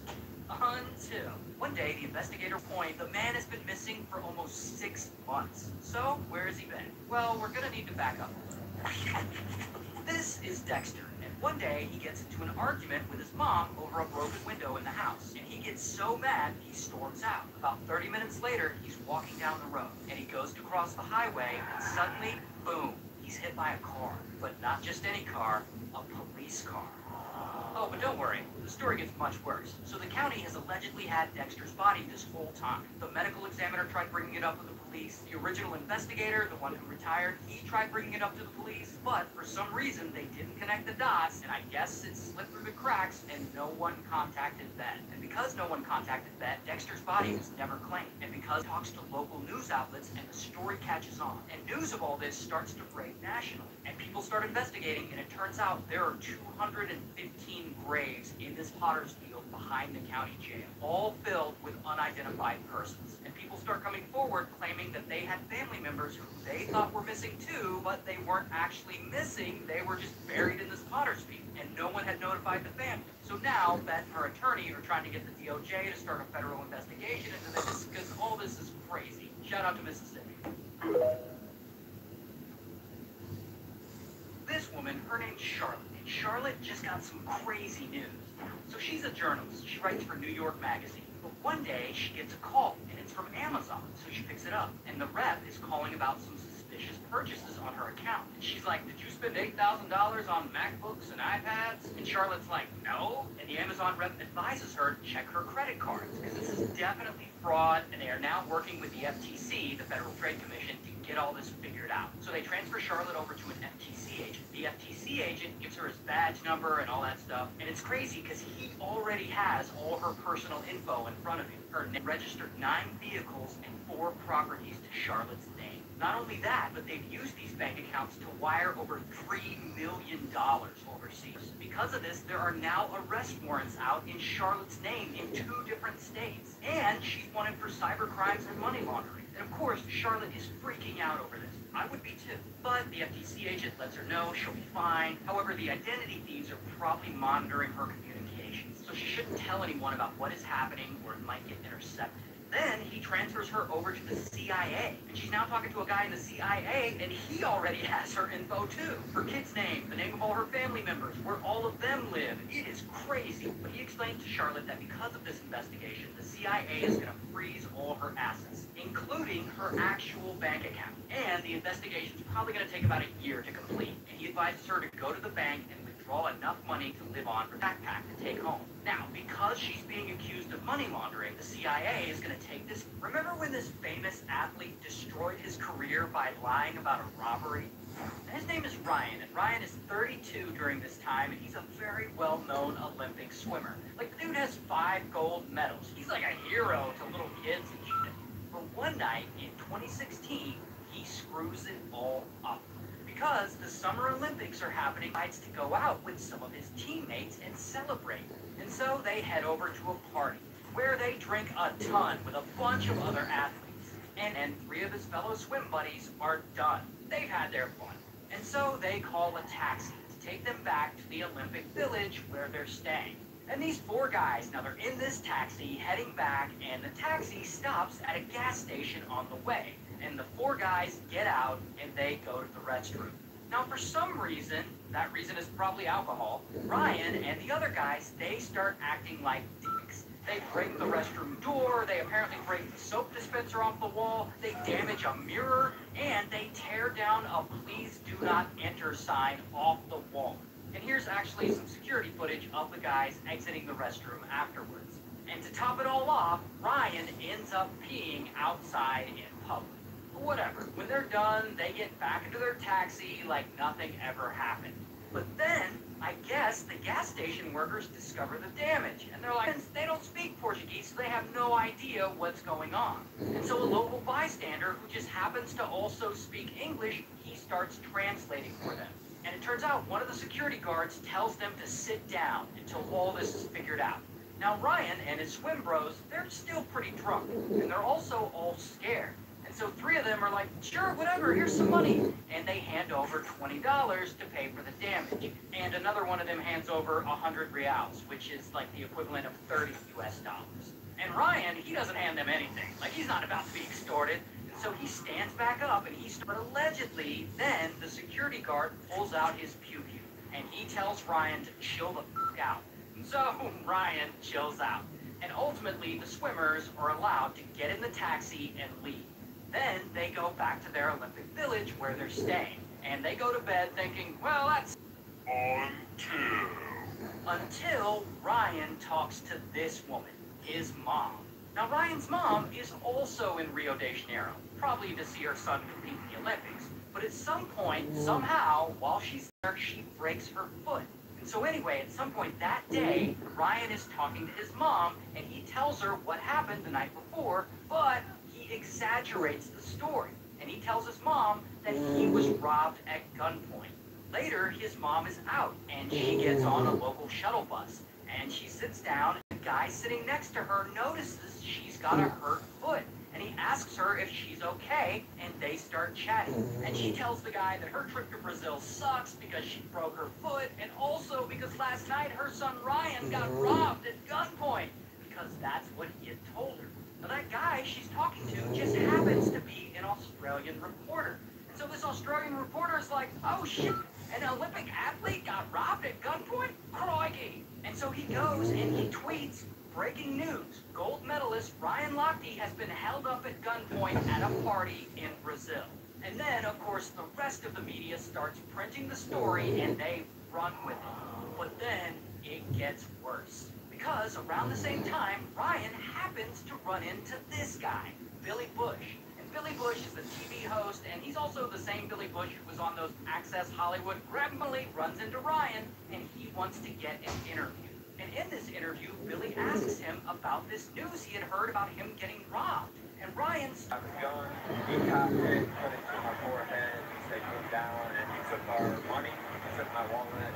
He then reiterates this robbery story on Twitter. And so now, the news media, instead of talking about the Olympics, they're talking about how this athlete got robbed in Brazil by guys pretending to be cops. U.S. gold medalist Ryan Lochte and three of his swimming teammates say they were held at gunpoint, but then posing as police swarmed their taxi. Now, of course, this is a huge international story. So Brazilian police start investigating, and they start asking the swim bros questions about what happened, like, why didn't you report the crime right away? And funny enough, none of them could remember the details, like what color the taxi was they were in. Now, at this point, Brazilian police are looking at security footage of Ryan and the guys from that morning when they had just returned to the Olympic Village. And they're thinking, these guys don't look like they were just robbed. And so eventually they get suspicious. And they order Ryan and the other three bros passports to be taken until they can get to the bottom of the robbery that they believe might be made up. However, lucky for Ryan, he had already left Brazil and flown back to the U.S. But two of the other guys hadn't left Brazil yet. And so they're questioned, and immediately they admit that Ryan had greatly exaggerated this robbery story. They weren't robbed by guys pretending to be the Brazilian police. They were confronted by gas station security guards after they roughed up a bathroom. Then, a few days later, Brazilian police find the gas station this took place at, and they get surveillance footage from the security cameras, which confirms that, yeah, the robbery story was made up. And so they hold a press conference telling the world Ryan's story was bullshit. And of course, this scandal blows the fuck up. I mean, it is everywhere. It's all over the news. It's all over the internet. This is easily one of the biggest stories of 2016. And so then Ryan, he's got to do the embarrassing thing and like apologize, and he makes an Instagram post and he apologizes there, and then he goes on the Today Show and does it there. That's why I'm taking full responsibility, because I over-exaggerated that story, and if I never did those things, we wouldn't be in this mess. And as a result of his actions, the Olympic Committee suspends him from swimming in competitions for 10 months, and he loses a ton of money because he loses like 4 major sponsorships. And in Brazil, Ryan is actually charged with false reporting a crime, but ultimately those charges get dropped. And unfortunately for him, at the end of all of this like really screwed up his whole career. It's insane. And a huge shout out to Leonardo.ai for sponsoring this video. If you want to make really cool art for your videos or just for your life, like this or like this, then sign up. Smallville actress got involved in a cult, and she apparently tried to pull Emma Watson into it as well. Now the woman's name is Allison. She's 18 during this time. She's an actress, and she's been on the Hollywood grind for over a decade. She was in Camp Nowhere. She was in Honey, We Shrunk Ourselves. She was in Seventh Heaven. But one day in 2001, her whole life changes because she gets cast in this new show called Smallville about a young Superman, and Allison plays his sidekick. And this role is great for her, and she's really good at it. But despite the success, she can't help but feel like there's something missing in her life. And that feeling is about to get her in a lot of trouble. Now, Allison has a friend, this woman, Kristen. And Kristen is also an actor on Smallville. And Kristen apparently understands that Allison is feeling lost, and she wants to help her out. So one day in 2006, she invites her to a meeting with a self-help group, which is part of a larger organization called Nixfinity. And so Allison is like, self-help? All right. And she decides to give it a shot. And so Allison goes to this group, and this group ends up being straight up a cult. But Allison, she's naive. She doesn't know that. So she meets a bunch of people there, including a few women who low-key want to recruit her into this cult real bad. And they want to recruit her because she's on TV. She's moderately famous. And having famous members always makes cults look more legit. And so they tell her they can help her out, and that joining them will solve all her problems and will advance her acting career and all this nonsense. One of them even flies Allison on a private jet, but others call him Vanguard, but we're not going to call him that because that's actually stupid. Anyway, so Allison's like, alright, maybe this guy can help me. And so she decides to join Keith and Nexia. And from here, she gets sucked into the world of this cult. And they give her a sense of community, and they promise to fix whatever's bothering her and help her acting career. And honestly, she feels pretty good about these people and about this place. And over the next few years, she gets more and more dedicated to Nexium and to Keith. And Keith, he starts making extreme demands from her and the other members. Like, he'll tell them to lick up a puddle of mud or run headfirst into a tree. And like, I guess the members will just like do it. Like, okay, here we go. He also teaches them bullshit like how women should be monogamous, but men are supposed to be polygamous, which just ends up being a sleazy way for him to get laid with multiple partners. Regardless, all of this conditioning works on Allison, and she gets more and more isolated from the outside world, and she starts losing friends outside the cult. And pretty quickly, her whole world revolves around Keith. In fact, it's rumored that she and Keith start smashing. And while that seems very likely, in my opinion, that isn't actually confirmed. Now, by this point, completely invested in this cult. Like, she's out here making recruitment videos for them. And then that expanded out and out and out into the rest of my life, and now I have the most beautiful friendships. And eventually, around 2015 or so, Keith lets Allison in on this big secret project. project he's doing. He also puts Allison in a master role so that she can go out and recruit slaves. And Allison, she really wants to please Keith, so she puts a lot of effort into her role. And she recruits as many women into this cult slave program as she can. And she'll generally lure the women in by telling them that they're joining a female mentorship program or like a women's movement. And once the women are in and they become full-fledged members and they're all brainwashed, that is when they get blackmail. Like the cult will make them hand over what they call collateral, which is basically embarrassing or incriminating stuff about them, like nudes. And they threaten to release this collateral everywhere if these members disobey or reveal anything to the public about the cult. And once they get the collateral, Allison and the cult will force them to basically become sex slaves, where they're claimed that they have 22 slaves that they're smashing with. And if that isn't bad enough, they then force the slaves to get a symbol branded on their pelvises. The symbol is actually a mashup of Keith's and Allison's initials. And so, who sits at the top of this weird master slave pyramid? Of course, the self-proclaimed genius himself, Keith. Keith has declared that he is allowed to smash with any of the slaves, and apparently if they refuse, then their collateral will be made public.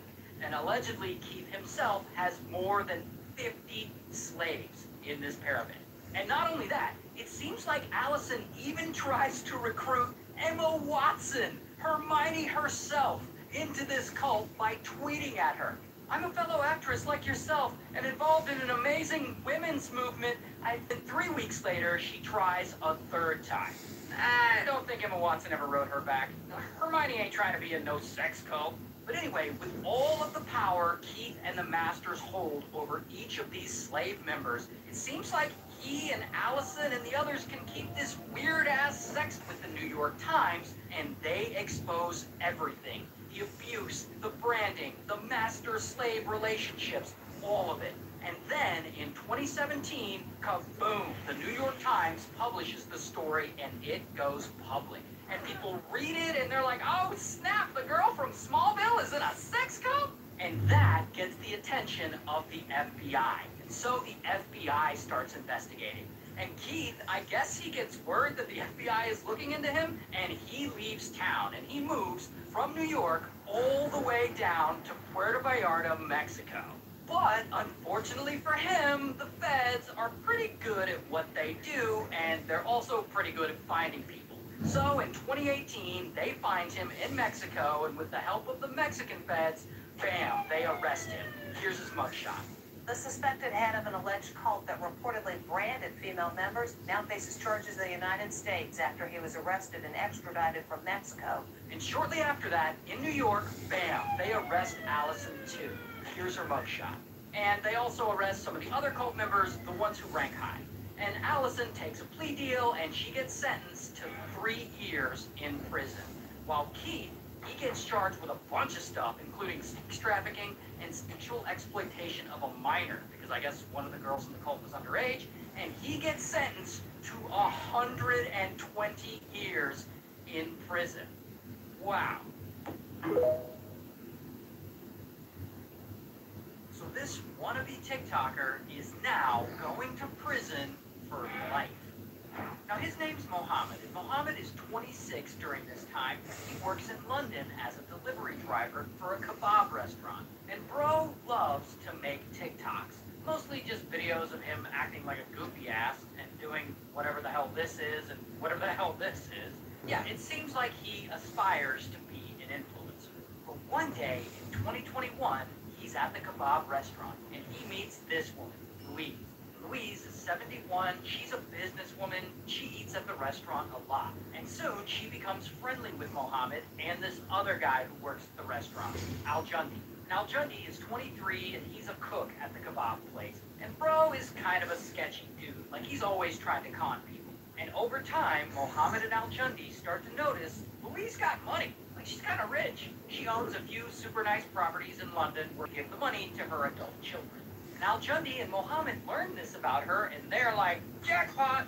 And they decide they're gonna not only scam her, see how that works, but over time, he convinces her that he works in real estate and that he wants to help her out. Specifically, he tells her that he has this super rich girlfriend who would love to buy her 2 London properties off of her for way above market value, and that he wants to do it in such a way that she won't have to pay taxes on it. And Louise is like, sounds dope. And she goes and she tells her family and friends about the deal, and her family and friends are like, no, this all sounds very shady.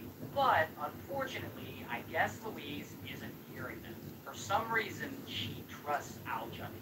So Al Jundy tells Louise that she first needs to transfer the properties to him and put them in his name, and he'll take care of the rest. And if she does that, she will eventually get this big lump sum of cash. Then Al Jundy goes to hire a lawyer to help him prepare this paperwork. The lawyer looks at all this and he's like, nah, bro, you're obviously scamming this woman. In fact, several different lawyers turn him down because they can see this whole thing is sketchy. But eventually, he does get the paperwork done. And before the deal is finalized, he talks Louise into giving him the keys to one of the properties. And immediately, Al Jundy lets Mohammed move in there without Louise's knowledge. And this is great news for Mohammed. Like, he moves in and he starts living rent-free. He starts making videos in this place, like showing it off on TikTok like he owns it. But here's where things get dark. These idiots think that if they murder Louise, that they can then permanently own her 2 houses. So, a few weeks later, Al Jundy sets up a meeting with Louise at one of her London properties to finalize their deal. He says there'll be a lawyer there, and his rich girlfriend who wants to buy the properties will be there, and they'll close this deal and be done. So, Louise shows up, and of course there's no lawyer there, there's no rich girlfriend there, only Mohammed, Al Jundy, and this other girl they've been hanging out with. Her name's Maria. Maria is their friend, and she appears in Mohammed's TikTok sometimes. So anyway, Louise shows up, and they all chat for a bit, and then Al Jundy and Maria leave. Al Jundy takes Maria to a local jewelry store, and I guess he buys her some jewelry or something. And then, I guess, he drives her home. But what he's really trying to do is create himself an alibi for this murder that's about to happen. Meanwhile, Mohammed is still at the house with Louise, alone, and he waits until she isn't paying attention, and then grabs a hairdryer, and suddenly, bam, he starts strangling her with the cord. And she tries to fight him, and she struggles, but it's no use. Mohammed is way stronger, and fortunately, he unalives her. Then, Al Jundy arrives back at the property where Mohammed is. Then he and Mohammed leave, and they go to the kebab shop where they work, and they pick up some cleaning supplies. And this is actually security footage of them outside the restaurant. Then they go back and clean up the crime scene and lawn clippings. Then they get Louise's phone, and they start pretending to be her, and they send texts to Louise's family and friends, telling them that I'm totally fine, and I've decided to go to China, but I'll be back soon. They're obviously trying to explain her sudden disappearance. Now, at this point, they have to get rid of Louise's car, too, her black BMW, because it's evidence. And so Mohammed puts it up for sale on Facebook Marketplace, and he sells it way under market value. So it sells fast, within like 2 days. Then he takes that money and he goes and he buys a bunch of shot at Louise's property after she was murdered. Now that will obviously come into play later. Meanwhile, Louise's family is freaking out. Like, China? Not only that, these texts don't sound like her at all. Louise is 71 years old. These messages feel like they were written by a teenager. So immediately, her family knows something is up. Now, at some point, someone goes to the police and reports Louise missing. Probably her family. And so, police start investigating. And of course, one of the first things they do is they go to the property she owns to see if she's there. And so they go to this property that Mohammed has low-key been living at this whole time. And so police see that he's living there, and they're like, with blood on it. And they take it, they get it tested for DNA, and guess whose DNA they find on it? Louise.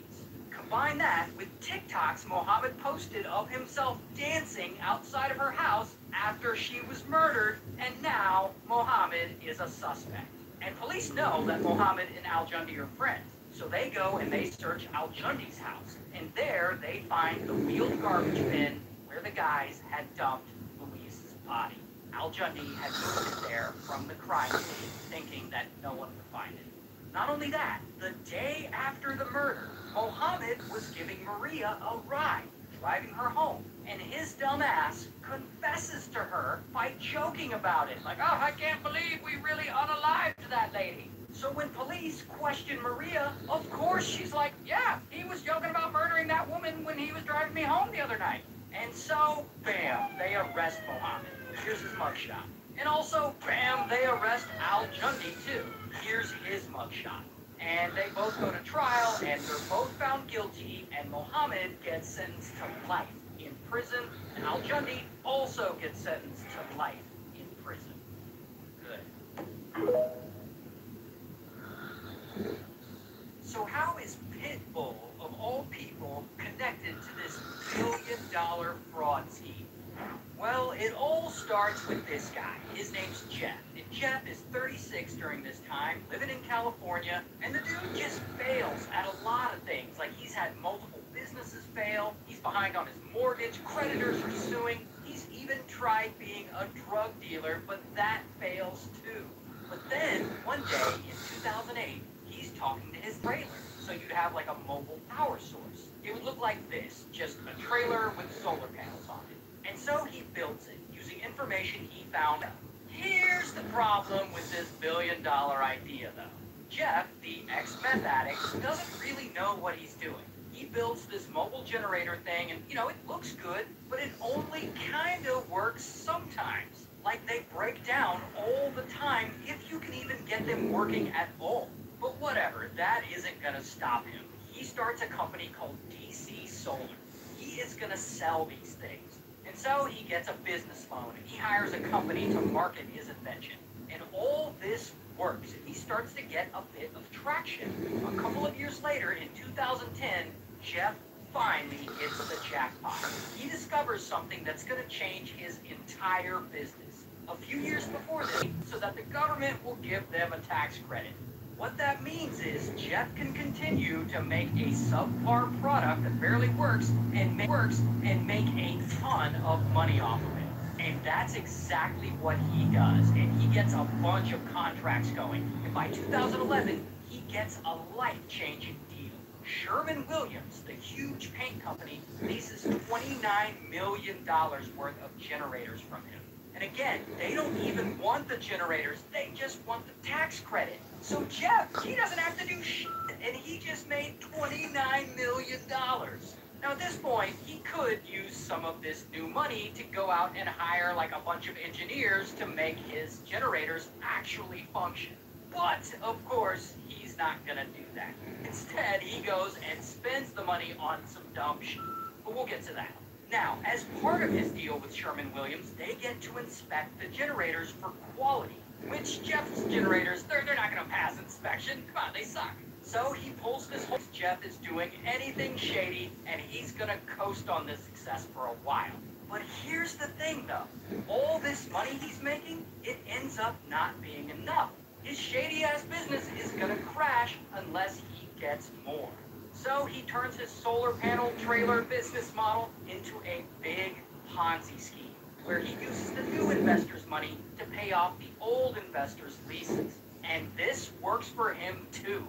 In fact, it works really well. And over the next 3 years, he sells 1,200 of his shitty generators for $150 to his Ponzi scheme. And by 2014, a regional bank wants to buy millions of dollars worth of generators from him. But in order to do that, it works, and he keeps getting more and more contracts. He gets a contract with International Speedway Corporation for $150 million. He gets a contract with Geico for $1.2 billion. $1.2 billion. So now Jeff's company, DC Solar, is a billion-dollar company, propped up by a Ponzi scheme based on a product that doesn't even really houses like this house for $1.4 million, this house for $2.5 million, these two condos for almost $4 million, this whole ass apartment building for $3.5 million.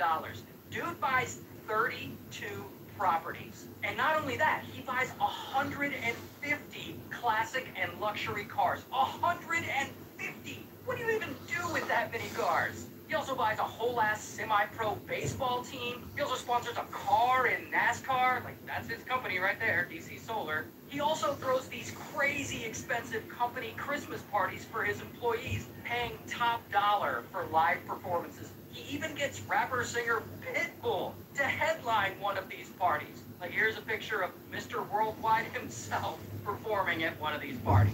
But here's the craziest part of Jeff's scams. Even the U.S. government ends on pulling this scheme off, considering his generators don't really work, but I don't know, I guess he's gonna try. Regardless, bro has everyone fooled. And if that isn't bad enough, Jeff makes it even worse.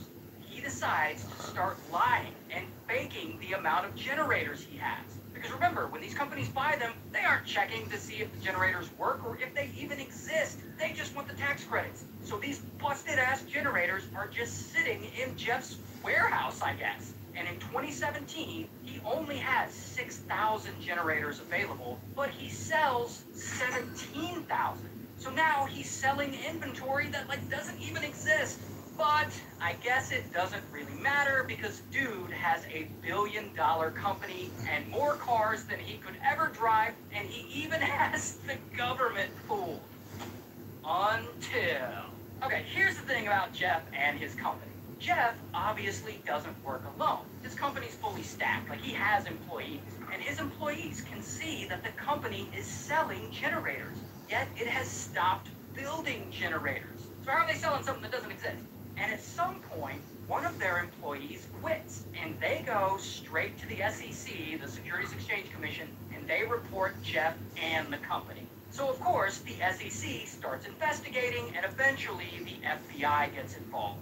And in 2018, boom, a ton of federal agents swarm his company headquarters while a SWAT Ponzi scheme. So over 8 years and 34 deals, he scammed customers out of almost $1 billion. And for that, he takes a plea deal and he's sentenced to 30 years in prison. And his wife is actually involved too, and she gets sentenced to 11 years in prison. And what's crazy is one of Jeff's very last tweets is him celebrating Pitbull, of all people, playing at one of his parties.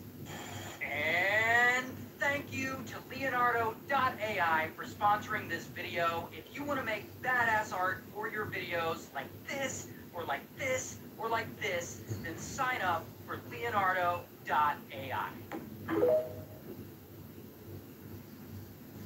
Have I ever told a joke about someone and later felt bad about it? Well, yeah, all the time actually.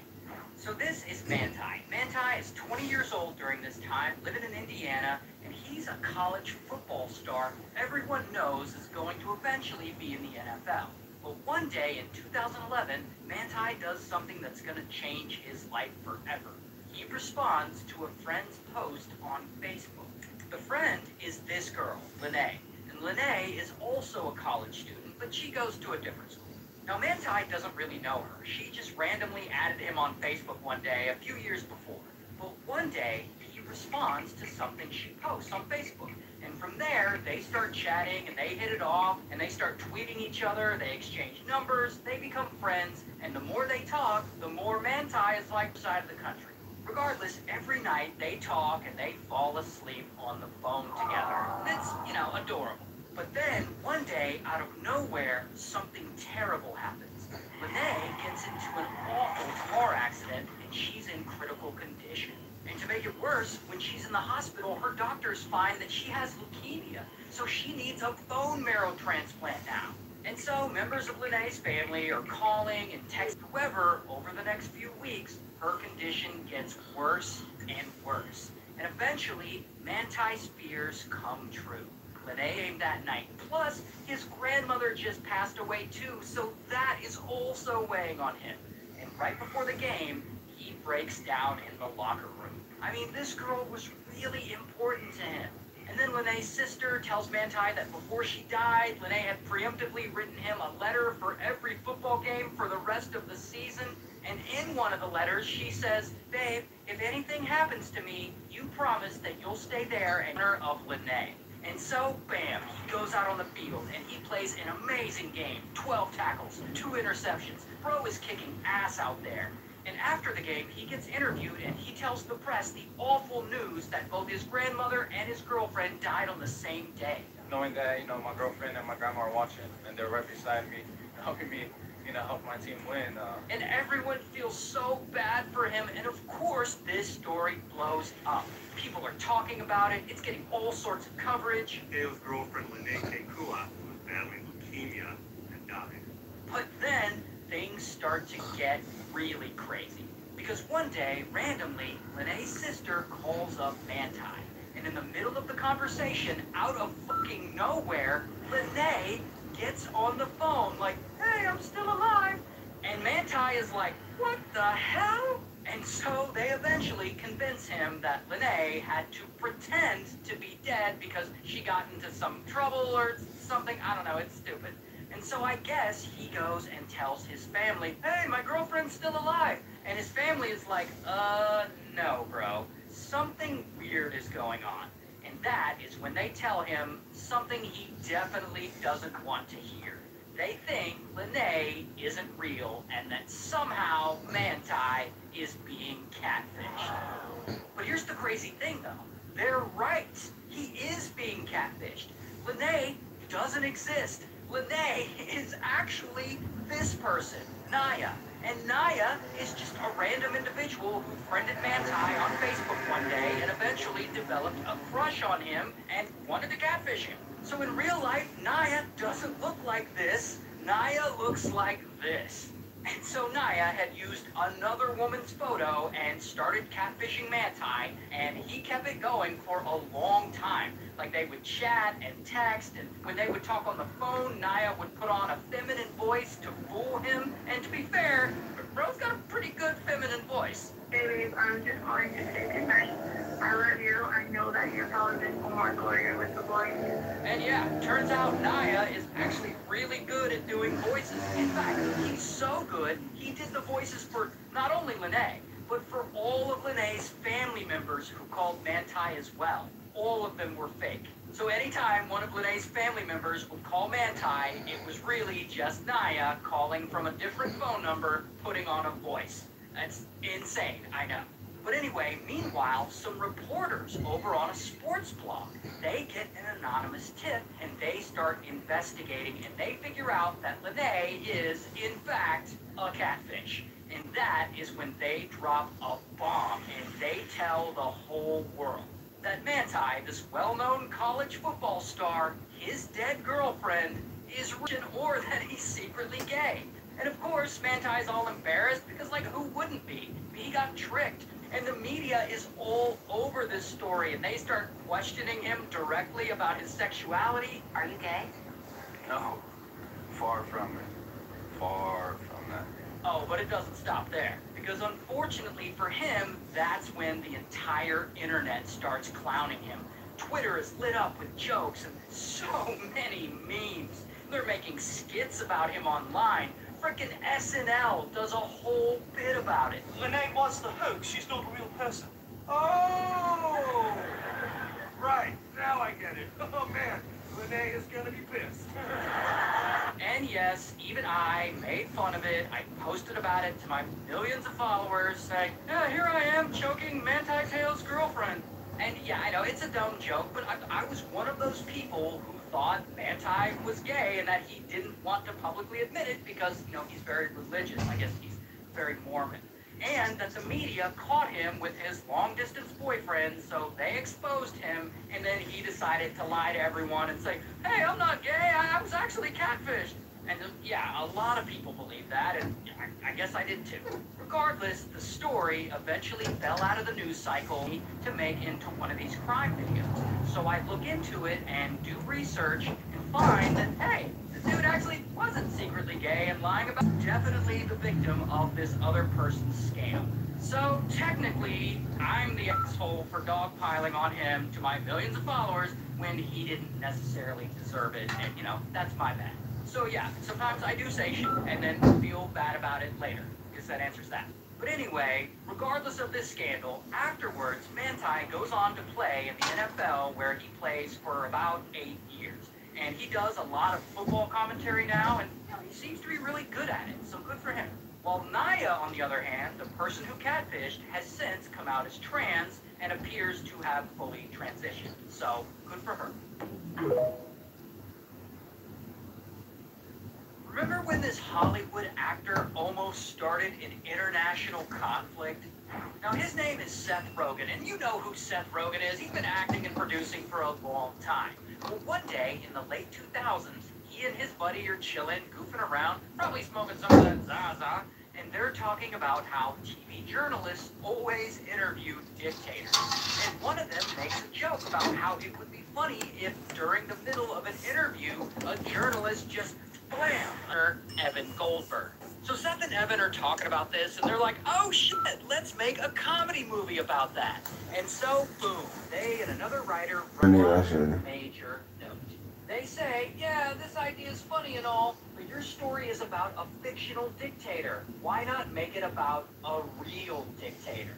And so Seth and Evan changed the script, and it eventually becomes a story about North Korean dictator Kim Jong-Park plays Kim Jong-un, and of course the premise is a bumbling talk show host is assigned by the CIA to get an interview with Kim Jong-un, and during the interview he has to assassinate him. And of course, the movie makes Kim Jong look really goofy, while also highlighting some of the ridiculous. He claims that he can talk to dolphins. He claims that he doesn't have an anus because he doesn't need one, because he doesn't even have to go to the bathroom. Reference in the movie, which just ends up making Kim Jong look like a huge dork. Do you do karaoke? Yes, I do. And of course, in the end of the movie, he ends up getting blown up and dying. Spoiler alert. Anyway, so they shoot this comedy movie, and Seth and Evan direct it, and they're all prepared to release it. And in 2014, they drop the trailer for the world to see. And they start getting a little buzz around their movie, and government sees this trailer, which means Kim Jong-un himself would have seen this trailer. Now, here's the thing about dictators. They always present themselves as like strong men who are so powerful and confident. However, when you start making jokes about them, they tend to flip out and turn into like a weak little crybaby. I mean, these clowns will execute people over like a punchline. So I imagine Kim Jong-un saw this trailer and he got his feelings all hurt and like he's upset. I mean, how could someone make a comedy movie making fun of him, the supreme leader, the man with the perfect body and no anus? Okay, but then, 2 weeks after the trailer drops, a representative of North Korea sends a letter to the UN calling out this American comedy movie that insulted their supreme leader. And that rep says that to allow such a film to be made is, and I'm not making this up, an act of war. And that they want the U.S. to ban the production and distribution of the movie from their government, threatening that there will be stern and merciless retaliation against the United States if that movie is released. And so, yeah, Kim Jong-un and North Korea are pissed, and the movie isn't even out yet. North Korea says the United States is on the verge of committing an act of war. And so then Seth and Evan are summoned to meet up with the heads of Sony in their offices. And they acknowledge that North Korea is pissed. And they're like, look, in the movie, you exploded Kim Jong-un's head in a really graphic way. And so, over the next couple of months, the studio asks them to make changes to that death scene, to tone it down a little, and maybe make it a bit less graphic. Thinking, yeah, you know, maybe these changes will ease the tensions with North Korea. But, unfortunately, they don't ease shit. They don't ease tensions at all. And so then, Sony execs get nervous, and they decide to delay the release of the movie for about 2 months, thinking, yeah, you know, maybe things will cool down. Until they go to log in to their work computers, and instead of their normal desktop, boom, there's a creepy red skeleton appearing on the screen, along with the words, hacked by GOP. Sony has been hacked. A group of anonymous hackers who call themselves the Guardians of Peace have hacked into the computer networks of Sony.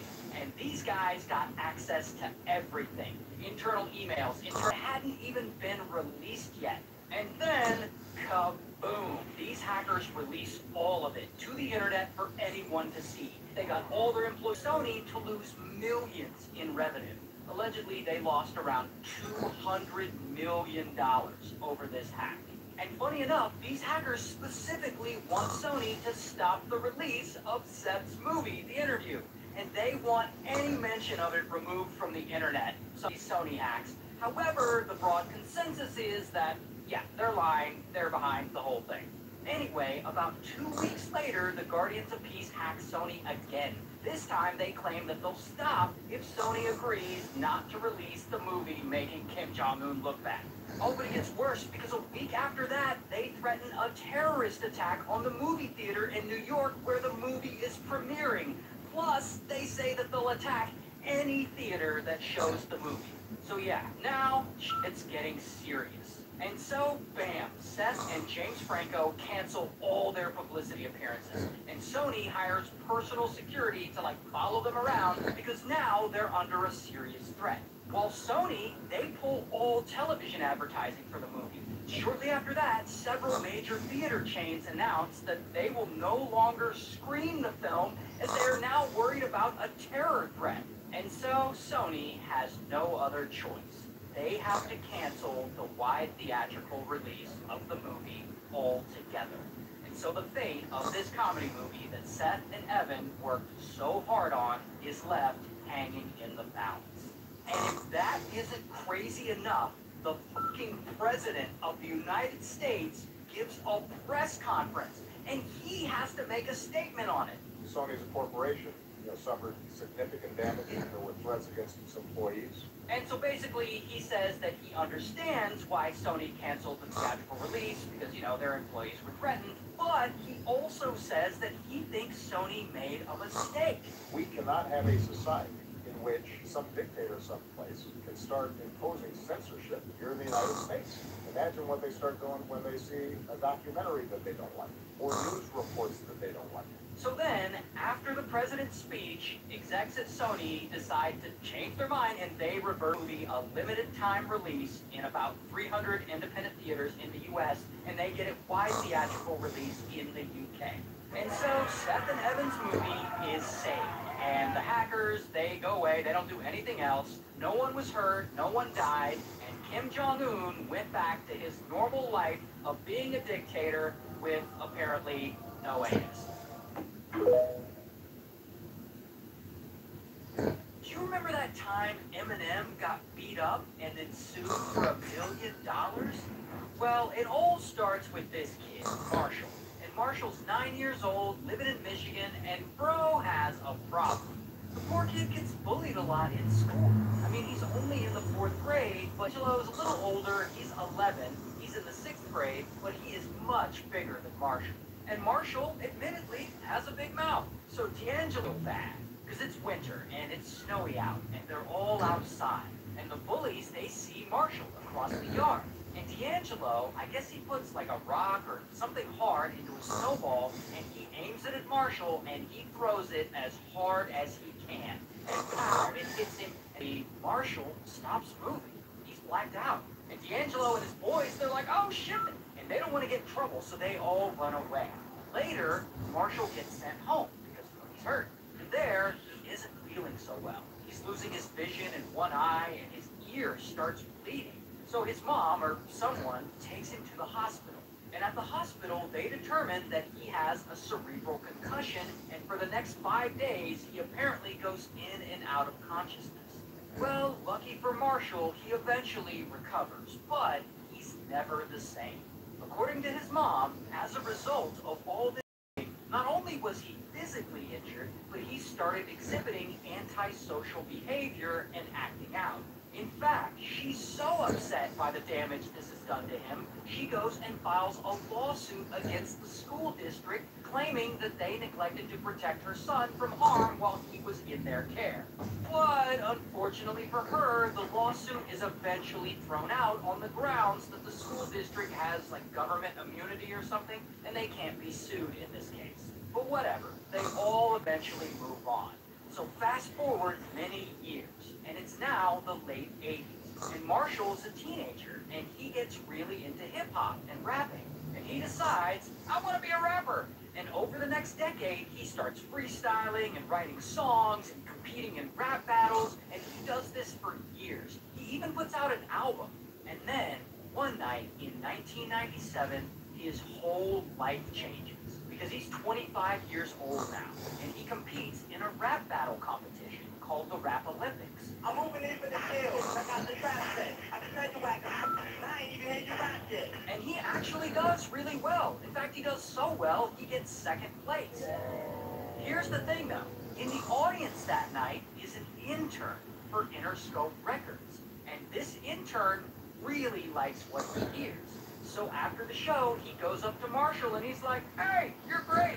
Do you have like a demo or something you can give me? And Marshall, he's still all salty because he came in second place and not first. And he's like, yeah, sure, here, whatever. And he gives him an EP, a literal cassette tape of some of his songs called the Slim Shady EP. Not the Slim Shady LP, the Slim Shady EP. It only has a few songs on it. And that intern eventually passes that tape on to his boss at Interscope. The boss at Interscope loves it, and he passes it on to famous rapper-producer Dr. Dre. And this leads to Marshall getting signed to Interscope Records as Eminem. Then, about a year after that, in 1999, his next album, the Slim Shady LP, drops. And it immediately blows the f*** up. And so does he. And very quickly, he becomes one of the biggest, if not the biggest, rapper in the world. Now, one of his songs on the Slim Shady LP is called Brain Damage. And that song is about the times when he was 9 years old and he would get jumped by D'Angelo and his boys. And in the lyrics, he describes some of it, and he specifically calls out D'Angelo by name. Now, I can't play it for you because of copyright, but I can rap it for you. Way before my baby daughter Haley, I was harassed daily by this fat kid named D'Angelo Bailey. He banged my head against the urinal till he broke my nose, soaked my clothes in blood, and he grabbed me and choked my throat. Made it home later that same day, started reading a comic, and everything became gray. I couldn't even see what I was trying to read. I went deaf and my left ear started to bleed. Anyway, that's not all of it, but that's some of it. Here's the thing, though. Marshall is so popular now that he's doing all kinds of press and interviews, and he ends up doing an interview with Rolling Stone. And they ask him about his song Brain Damage and if it's true. And he says, of course, yeah, most of it is. Then the Rolling Stone also finds D'Angelo, and they reach out to him to get his side of the story. And so D'Angelo, now he's older. He's married with kids. He's working as like a janitor. He apparently also wants to start a rap career. So Rolling Stone asks him about the song Brain Damage, and he admits that, yeah, it's true. Yeah, we flipped him right on his head at recess. When we didn't see him moving, we took off running. We lied and said he slipped on the ice. Hey, do you have his phone number? Those are his exact words. Anyways, 2 years later, it's now 2001. And for some reason, I guess D'Angelo sees all the success Marshall's been having, and he starts getting dollar signs in his eyes. He wants some of that Eminem money. And so he goes and he gets a lawyer, and he files a lawsuit. And he sues him over the song Brain Damage. He accuses Marshall of slander and invasion of privacy for calling him out by name in the song, and in the complaint, he specifically cites the song lyrics. And so he claims that the song is not only hurting his reputation, but it's preventing him from starting his own rap career. And because of this, he's suing for $1 million. Here's the thing, though. Not only are the song lyrics protected by free speech, D'Angelo had already confirmed that what happened in the song was true 2 years before when he did the Rolling Stone interview. So, of course, the judge, she ain't buying it. She knows this case is bullshit. So she rules on it. And she literally writes her opinion into the form of a rap.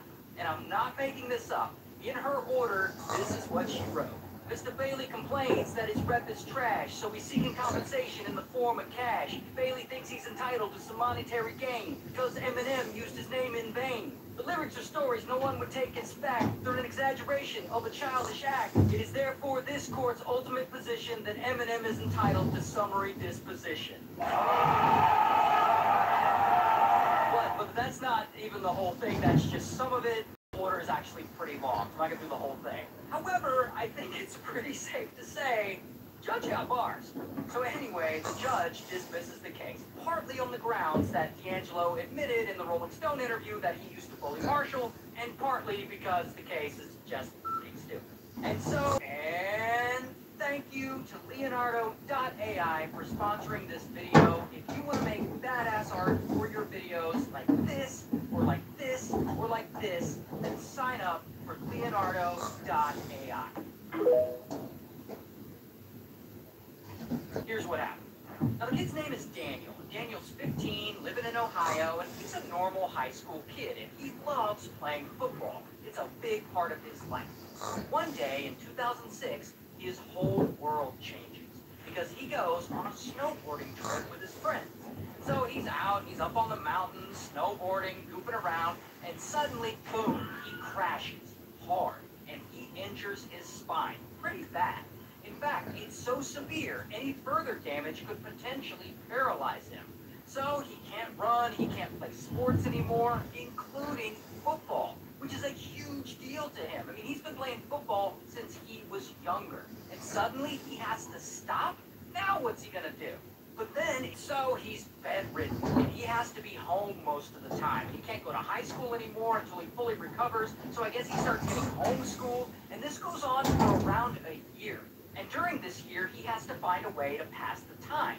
And after a while, I guess his parents start letting him leave the house to go hang out. And he's played games before, mostly with his dad. They would play a lot of like Madden because, you know, he loves football. But he's never played anything like Halo before. Which, if you've never played, it's a first-person shooter where you like run around blowing up aliens. And sure, it's a bit violent, but whatever. It's fun. And instantly, Daniel loves this game. He wants to play it all the time. In fact, over time, he starts getting obsessed with it. He plays it for hours at a time. Sometimes he'll play it up to 18 hours in a day, only stopping to like eat some cereal or go to the bathroom. Now, at this part of the story, it isn't actually clear if he's still playing it at his friend's house or if he's now playing it at home or both. But it is clear that now Bro has a gaming problem. It is all he thinks about. He is addicted. Now, at some point, I guess, he brings the game up to his parents. And his parents, oh, they are not happy. See, Daniel's mom and dad, who we'll just call mom and dad are super religious. In fact, dad is the pastor at a local church in this house. And this pisses Daniel off.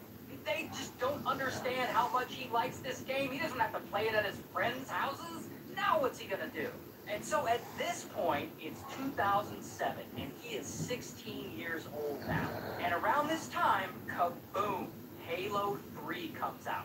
And Daniel, of course, he wants to play it so bad, but he doesn't want to disobey his parents. So finally, one night, he's all like, fuck all this, and he goes and he gets $70, and he sneaks out his bedroom window, and he heads over to the store, and he buys this game. I guess he plans on playing it at home when his parents aren't paying attention. I don't know. Well, that same night, he gets back home and he sneaks back into his that game away from him. And Dad takes it and he hides it in a lockbox in the closet, which is like, I guess, a little safe. And he locks it up and he puts the key, whatever, but that's not what he does. He's addicted and he is not gonna let this go. So for the next few weeks, tension in the house is building and building. And one night, Daniel has finally had enough. He really wants to play that game. And Dad is still like, nah. And things get heated, and they get into an argument. And finally, Dad gives him an ultimatum. You can either give up the violent video games, or you can get the hell out. And Daniel's like, fine, I'll leave. And he does. He leaves, and he goes to stay over at his friend's house. And that weekend is everything Daniel could ever want. I guess his friend's parents don't really care what the boys do, and they end up playing Halo 16 to 18 hours a day, all weekend long, and nothing is stopping them. This is great. So it seems like maybe this will be Daniel's life from here on out, and he's gonna be happy. Until... apparently, Daniel is still upset that his parents took his copy of Halo 3, and he just can't seem to let it go. So he comes up with an insane plan to get his game back and punish his parents for taking it. First, he goes back home. I don't know if he made up with his parents or if they worked it out, but whatever, he's back in his house. Then he waits for his dad to leave his keys on the counter, just like he does every night after work. And he low-key snatches those keys and he gets the key to the lockbox. Then he goes to the closet, opens the box, and grabs his game. But that's not the only thing he grabs.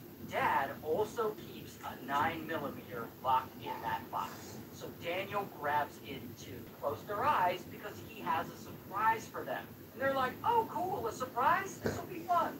And as soon as they close their eyes, Daniel pulls out that 9mm and he points it at his dad. And suddenly, blam, he shoots his dad in the face. And his mom notices and opens her eyes, blam, blam, blam. He shoots her too.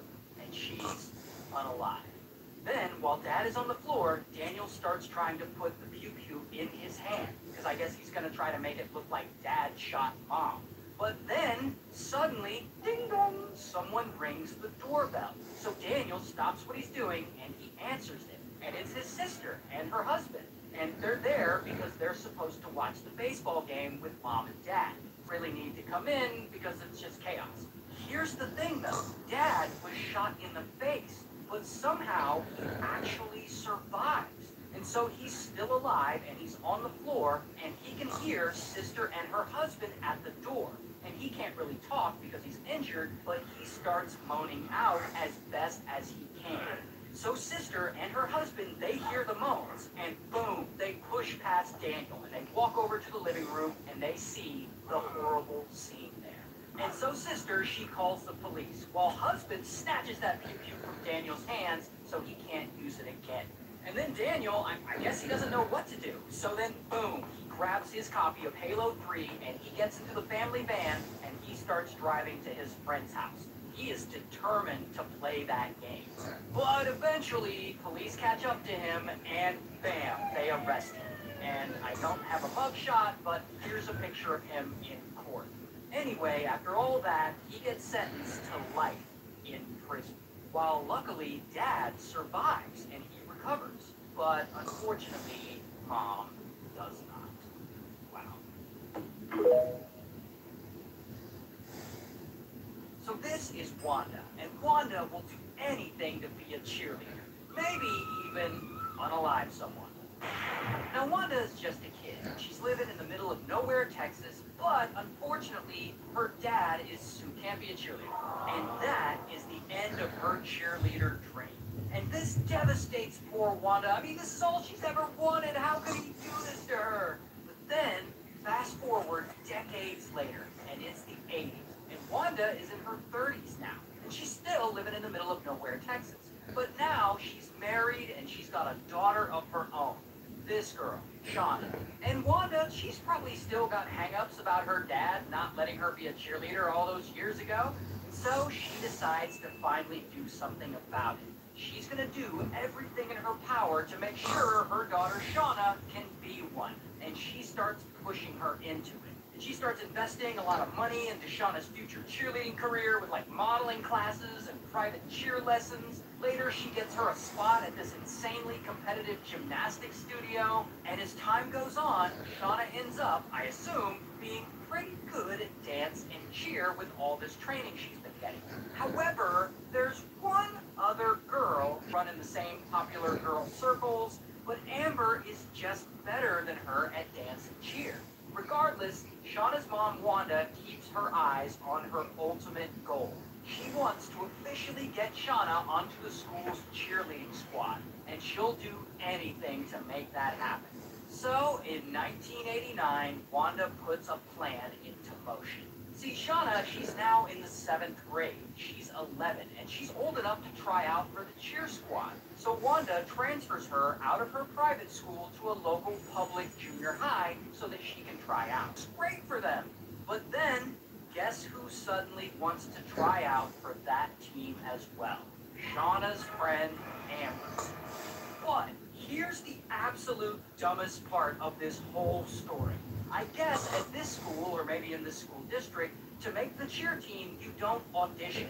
You actually get voted in by the students at the school. So you have to campaign and put up flyers and get the students to vote for you. Which is absurd because it should be based on skill, but like, I don't know, whatever. Regardless, both girls campaign for a spot on the team and they try to get the absolutely devastated and pissed off. And she complains to the other parents, and she goes to the school board and complains to them. She threatens. As time goes on, Amber still outshines Shauna. I mean, she gets voted as the most spirited in the class in the school yearbook. She becomes the class president, while Shauna only gets voted vice president. And a whole year passes, and the girls are now in the 8th grade, and they're both up to try out for cheer again, or campaign, because they campaign at the school. It's the stupidest thing ever. But this time, Wanda has Shauna's name on them, like, vote for Shauna, or whatever, and they hand them out to all the students. Here's the problem, though. Handing out branded rulers and pencils actually goes against the school's election code, so it's against the rules. I guess it's seen as, like, bribery. And so Shauna, she finds this out, and she immediately out. And so then, boom, the school disqualifies Shauna from campaigning to be a cheerleader. And so that's it. She is no longer eligible to be on the team. And of course, this absolutely destroys Wanda. She's like, no, this can't be. And she's like complaining to the parents again and fighting with the school board again. Not to mention, it pisses her off even more that Amber does make the squad. Now, you would think Shauna would be devastated by all this too. But no, not really. Because at this point, it's 1991. And Shauna is 13 years old now. So now she's a full-fledged teenager, and she starts thinking for herself. And she's like, you know what? Screw cheerleading. She doesn't even want to do it anymore. I mean, it was always her mom pushing her into it anyway. Now, her mom, Wanda, has a different plan. She's still determined to get her daughter on the next year's team. And this is where shit gets really crazy. Because it's here that Wanda comes up with a plan to make sure that her daughter gets on that team. She's gonna hire a hitman. She wants to hire a hitman to either take out Amber or take out Amber's mom. Because she thinks if Amber's mom is unalived, then Amber will be too devastated to make the cheer squad. And that open slot will then go to Shauna. It's a terrible plan all the way around. Here's the bigger problem though. Wanda doesn't know any hitmen. But she actually does know a guy who, like, kinda has a criminal record. This guy, Terry. Terry is actually Wanda's ex-brother-in-law. So Wanda hits up Terry, and they meet up, and she asks him for this crazy favor, like, can you help me find a hitman to kill my daughter's cheerleading rival so that she can finally make the cheerleading squad, and also can you kill her mom because I really don't like her mom either? And Terry hears all this, and he's like, nah. And poor Terry, he doesn't know what to do. I mean, he really needs the money, but he doesn't want to murder anyone. Plus, he doesn't want to go to jail again. Like, he's clean now. So now he's in a predicament. Because if Wanda hires someone else to unalive her cheerleading rival, and Terry knew she was looking for a hitman, now he's an accessory to a crime. He knows way too much. So Terry, low-key, ends up going straight to the police. And he tells them everything. He's all pretending like, yeah, I can find you a hitman to unalive these people. Sure, no problem. And he says it'll be $2,500 to unalive Amber's mom because she opts to just put a hit out on Amber's mom. You know, it's less expensive. And she hands Terry a pair of diamond earrings as a down payment. And police, who are listening in to all of this because Terry's wired, this is all the proof they need. And the next day, police show up to Wanda's house, and bam, they arrest her. Here's her mugshot. And she goes to trial. She actually has 2 trials, and she's ultimately sentenced to 10 years in prison. But she only serves 6 months before she's let out on probation for some reason. Some people get off really easy in these situations. prank influencer is looking at possibly 24 years in prison. Now, his name is Vastailen. Vastailen really loves attention. Bro will do anything for it. And he's been making YouTube videos for a long time. Like early on, he gets big doing prank videos. Like here's one where he pretends to be a zombie and like chases people around. Then in 2012, he does a prank where he pretends to have a bomb in a suitcase. And of course, this freaks people out and they run away. And so, bam, he gets arrested. Here's his mugshot. 2 years later, in 2014, he pulls a stunt where he runs onto the field during the World Cup, and bam, he gets caught and arrested for that. Then in 2016, he pulls a stunt where he tries to climb the Hollywood sign, and bam, he gets arrested for that. 2 weeks later, at the NBA Finals game, he runs onto the court shirtless during a game, and bam, he gets arrested yet again. Then the next year, in 2017, at the World Series, during the game, he runs out onto the field in his underwear, and they catch him, and bam, he's arrested again. Here's his mugshot. Oh, and it doesn't stop there, because 3 years later, in 2020, Bro goes to Egypt, and he thinks it'll be a good idea to climb to the top of one of the pyramids of Giza and vlog himself doing so. I love you so much, world. Thank you, universe. Thank you, Mother Nature. And of course, bam, he gets arrested there, and he spends 5 days in Egyptian jail. Oh, but he's still not done, because like I said, Bro really, really loves all this attention. 3 months later, he's in Miami, and he's high on, he says mushrooms, but I'm assuming multiple drugs. And he's out and about, walking around, and I guess he decides he's going to pull another dumbass prank on a random person, and there's a woman out jogging. Suddenly, boom, he jumps out in front of her, and he goes to hug her while she's jogging. And I guess she reacts and shoves him off of her, and pow, he ends up punching her again and again. And he ends up beating the shit out of her. And so, of course, bam, he gets arrested again. Here's his mugshot. Yeah, like I said, it looks like he's on multiple drugs. Anyway, you can clearly see a pattern here. Dude just wants attention so bad that he's become like allergic to being a decent citizen. But lucky for all of us, after his arrest in Miami, he kind of stops all of his antics. I mean, getting arrested for beating the hell out of a random woman, that's pretty bad. So he stops everything, with harassing people in public. Hello? What's cool? Your boyfriend? You know what they say, the darker the berry, the sweeter the juice. And I would love to know the chocolate out of you. I'm here for one reason and one reason only. To cut black girls like you. And yeah, and so you can see he's just harassing these women and just making them feel uncomfortable. But unfortunately for him, those kind of internet pranks, they're kind of played out. They aren't really resonating with audiences anymore. So he comes up with a new idea. He's gonna switch it up. And he decides to live stream himself catching and confronting suspected P3os.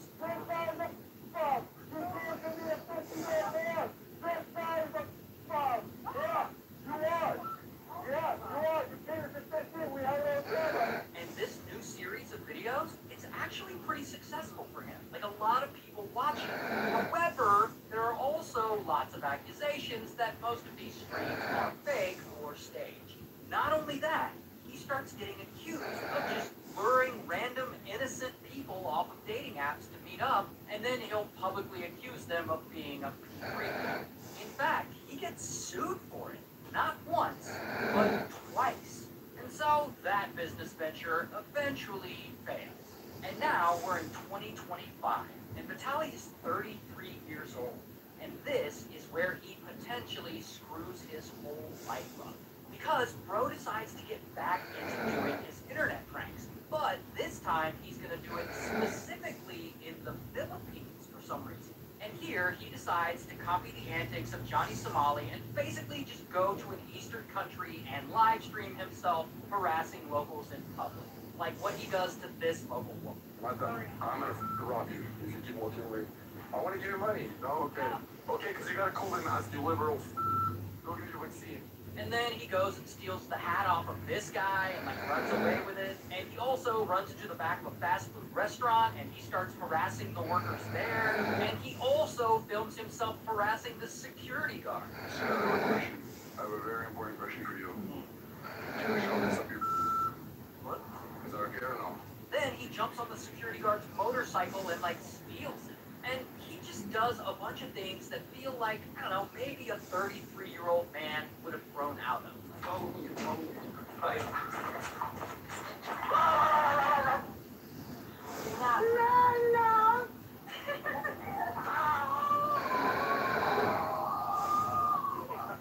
Oh, but it keeps going. Because then he spots another security guard and he decides to harass them too. I have a question for you. Can I give you a kiss? No, I have a question for you. Dispatch. I'm a homosexual. Then he goes to a nearby mall and steals one of those light therapy facial masks.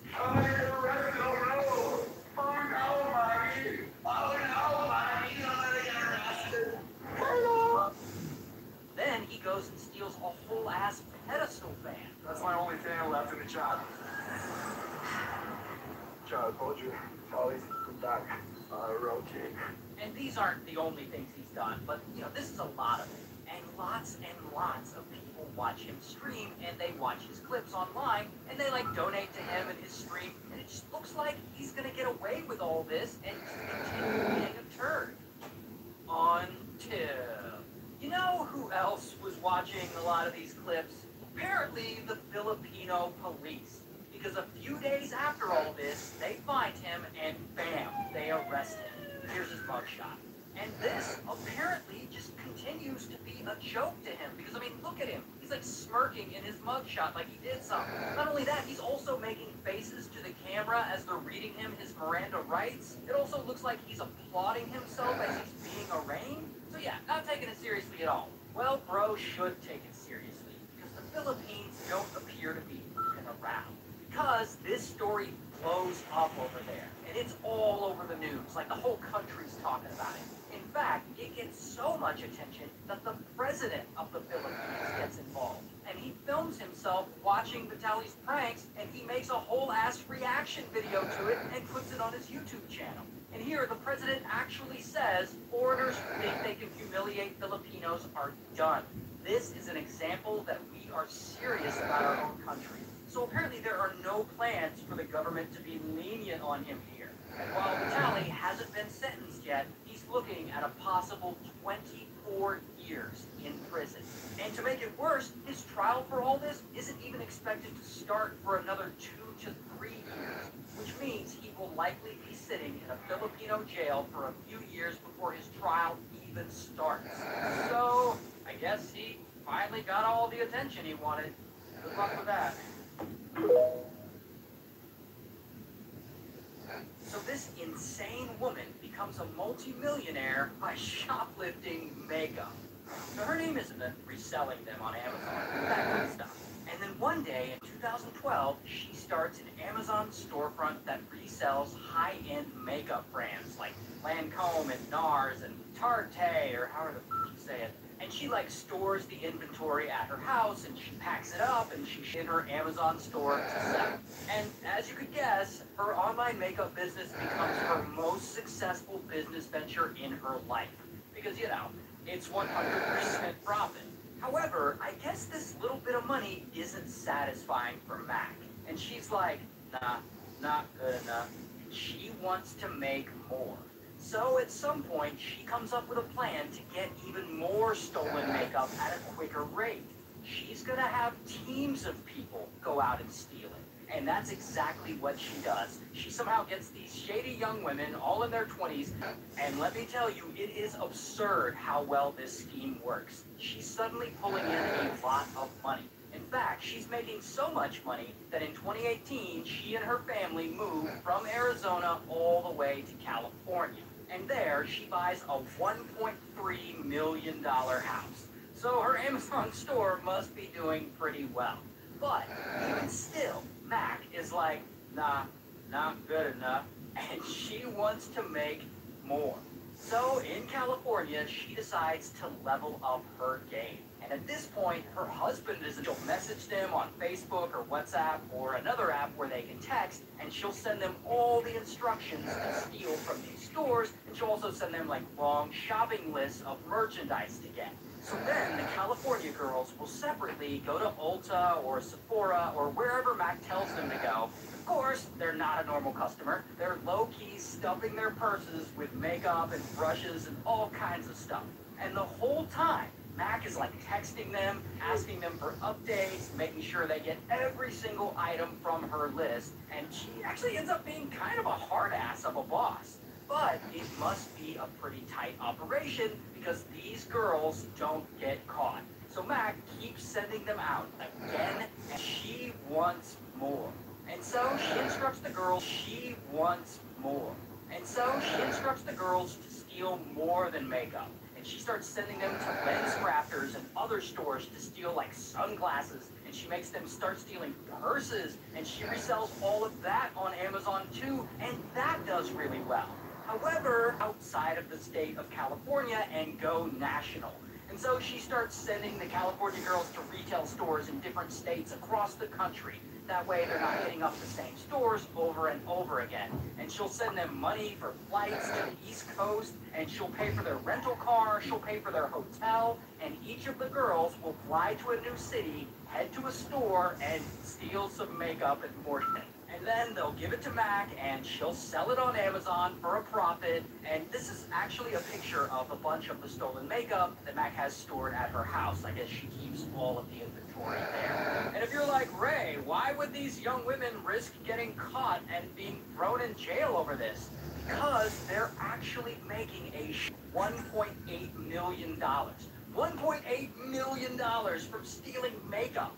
In fact, Mac and Kenneth are making so much money that they decide that their current house is not good. So they move.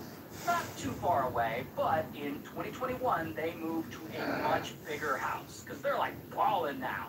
And I actually like looking at criminals' houses, so let me be a real estate agent really quick and show you this big, really nice staircase. It's got a breakfast nook. You can hold weddings here, which Mac actually does at one point. It's got a whole-ass orchard. There's even a little separate building where they have a chapel. So it's got a little church on this property, which is the perfect place to worship after you've committed a bunch of retail theft.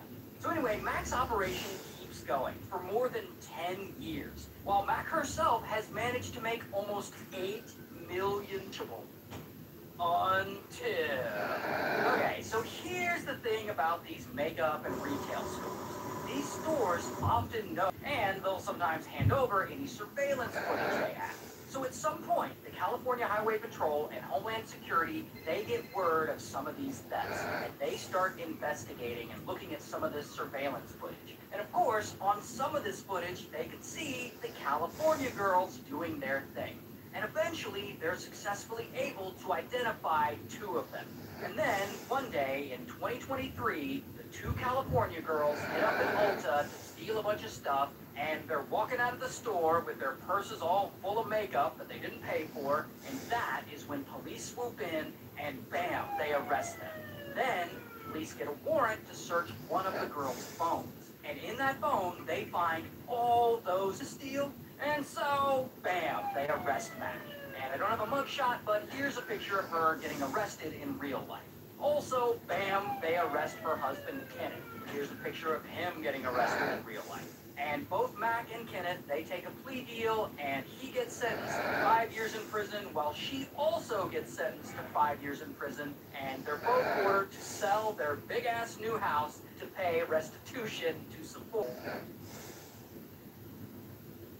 So talking trash while playing Call of Duty sort of leads to this 15-year-old kid becoming a multi-millionaire. Let me explain. Now, his name is Ellis, and this starts when Ellis is 13, living in Irvington, New York, and Ellis is a normal teenager.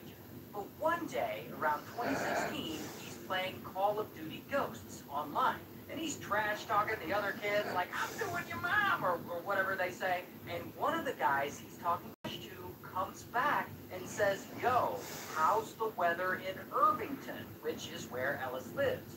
And Ellis is like, oh shit, how does this guy suddenly know where I live? Turns out this troll just used a free program to figure out Ellis's IP address. It's not really all that complex. But from here on, Ellis becomes fascinated with this ability to track down people's information online. So for the next few months, he studies this extensively, and he starts learning hacking skills, and he eventually joins an online hacking group. And over time, he learns a skill that's gonna, but there's actually money in this. Because if you own the Instagram handle like @Jaan, then every person named John is gonna wanna buy it from you. Millions, called SIM swapping. And it works like this. Basically, you get someone working at a phone store, like an AT&T store, and you call them and you get mail, sometimes their bank account. And so Ellis, he starts combing through social media, looking for anyone who posts about working at a cell phone carrier. Increasingly, a ton of these cell phone carrier workers say, all right. And he does this scam for a while. Then, one day in 2018, Ellis is now 15 years old, someone from his hacker group reaches out to him and asks him specifically to hack this dude. His name's Turpin. Turpin is an older rich guy, and he's apparently nearly a billionaire. He has some kind of connection to Match.com or something. So Ellis agrees to hack Turpin. And the next day, he hits up one of his contacts who works at an AT&T phone store in Connecticut, and that contact ports Turpin's SIM card to a phone Ellis can access, and boom, he's in. So he and the other hacker, they start searching through all Turpin's stuff. And that is when they find an email account that has roughly $24 million worth of crypto in it. $24 million. Fucking jackpot. And so, boom, they steal all this crypto. Then they quickly recruit a bunch of their other hacker friends to start selling it off and exchanging it in order to launder it. One of those guys they recruit to help them is this guy, Nick. And Nick's around 21 years old, and he's a party guy. You know, he's kind of a turd himself. But he does help launder the money, and he makes sure to keep around $1 million of that money for himself. Because, you know, he's just that kind of guy. Regardless, the heist is officially complete. Ellis and the other hacker, they split the bulk of the loot, and Ellis ends up with close to $10 million worth of crypto. Meanwhile, Turpin, he ain't no dummy. Pretty quickly, he realizes that $24 million in crypto is missing from his wallets, and bro is pissed. And he vows to figure out who did this to him and take them down. Now, being that Ellis is only 15 years old, he's not going to invest all this new wealth he just got. He's not going to, like, get a 401k or, like, diversify his bonds. No. He's going to go spend it on some stupid shit. Like, he buys a $50,000 watch. He takes out $100,000 in cash for some reason, and he keeps it under his bed. He allegedly starts wearing Louis Vuitton and Supreme brand clothing. He allegedly starts driving an Audi R8 and renting a private jet to fly to different places. Here's actually a picture of him popping bottles at the club, in a club that I guess lets 15-year-olds in. I'm not really sure how he got in, but he's in. Regardless, he's having fun. And $10 million is a lot of money, and even though he stole it, to his credit, he's pretty sure that this was his last score. After this, no more hacking, no more SIM swapping. After this, he is done. Meanwhile, Nick, he took his part of the money, and he's been living it up too. Here he is popping bottles at the club. Here he is on a private jet. Here he is on a different private jet. Here he is tweeting about his new diamond watch. Here he is just standing there, just looking rich as fuck. So as you can tell, Nick screws it all up. See, bro isn't the most covert person in the world when it comes to keeping his crimes secret. Like, here he is tweeting, just a reminder that I SIM swapped my own dad. And here he tweets, stole 24 million, but can't keep a friend. And here, stole 20, can't stop stealing. Yeah, bro really needs to stop tweeting. Not to mention, Nick has no real job, yet he appears to the outside world to live this lavish lifestyle. And people around him definitely start to notice this, like, damn, how's he getting all this money? And so eventually, he gets on the radar of a federal task force, whose job it is to investigate these kinds of crimes. So they start investigating him for a different $1 million SIM swapping heist, and bam, they arrest him. Here's his mugshot. And because they're investigating him for this, they search his iCloud backup file, and through this, they connect him to the $24 million in crypto that he and Ellis stole from Turpin. Now, from here, I don't know if Nick flips on Ellis. I mean, he probably does. I actually don't think they were very close friends in real life. I think they're just two hackers who happen to know each other. But what I do know is that somehow, though, a few months later, Ellis's mom randomly gets an email, and it's from Turpin's lawyer. And it's all about the crypto heist, and they come up with a plan for Ellis to cooperate. So Ellis, he ends up cooperating with the feds, and he pleads guilty to embezzlement to try and get a lesser charge. He also tries to settle things with Turpin. He gives back everything he got from the heist, 562 Bitcoin, the $50,000. With it all, Nick gets sentenced to 18 months in prison, while Ellis, he actually gets no prison time, because he cooperated with the feds and also because he was only 15 at the time of the crime. So, bro stole $24 million and he gets no prison time. Lucky bastard. So this guy is about to pull off one of the biggest scandals in horse racing history. Now the guy's name is John, and John is Australian, and bro is just kind of a turd. He's always trying to con people. He's been convicted a ton of times for it, and now he's in prison. But one day, in 1984, he's a horse named Dashing Solitaire. Then he buys a slow-ass racing horse. A horse who's terrible, with a bad racing record, and who's never won anything. This horse, named Fine Cotton. So now, he's got a fast horse and a slow horse. The important thing is that they both look alike. And his plan is to enter the slow horse, the one with the bad racing record, into a big horse race, so that the odds stack up against it. Then, at the last second, he's going to swap out the slow horse for the much faster horse. Then the fast horse will win the race, and he'll make a ton of money by betting on himself. Not a bad plan. What could possibly go wrong? Well, a lot can go wrong. So he and some goons of his, they enter this slow horse, Fine Cotton, in a big upcoming race. And John, well, he's not the smartest guy. A smart guy would enact telling all kinds of people he's got this scheme going on, including some very powerful people and allegedly some mafia types. So all of these people, including the mafia types, they know he's pulling this scam, and they're all about to bet on this horse and make themselves some money. However, he's just chilling outside in his corral, doing horsey things, whatever horses do. And suddenly, boom, some wild kangaroos appear out of nowhere. And Dashing Solitaire is like, oh shit! And he gets spooked and he runs away, and kapow! He gets tangled up in some barbed wire. So now he's injured and he can no longer compete in the big race, so Dashing Solitaire is out. And so John is like, damn it, now what am I gonna do? The race is in a few days and I need to find a fast horse. And all these powerful people are now involved, including the mob, and they're expecting to bet on this. So he can't back out now. Boom, he finds one. This horse, named Bold Personality. So John buys Bold Personality because that's pretty much all that there is available on such short notice. But here's the problem with Bold Personality. Remember, these two horses are supposed to look alike so that he can swap them out at the last minute. But Bold Personality looks nothing like Fine Cotton. Fine Cotton is a dark chocolate brown, almost black, while Bold Personality is a much lighter brown. Also, Fine Cotton has white hair around his feet, the way a cat would have socks. But Bold So then, one night, he and two of his goons, they buy a ton of Clairol women's hair dye, and they rub it all over Bold Personality, hoping to change the color of his coat to be the same color of Fine Cotton's coat. The thing is, horse hair is not the same as human hair, and the dye reacts to it differently. So the next morning, they wash out all the dye, and they see that Bold Personality is now bright orangish red.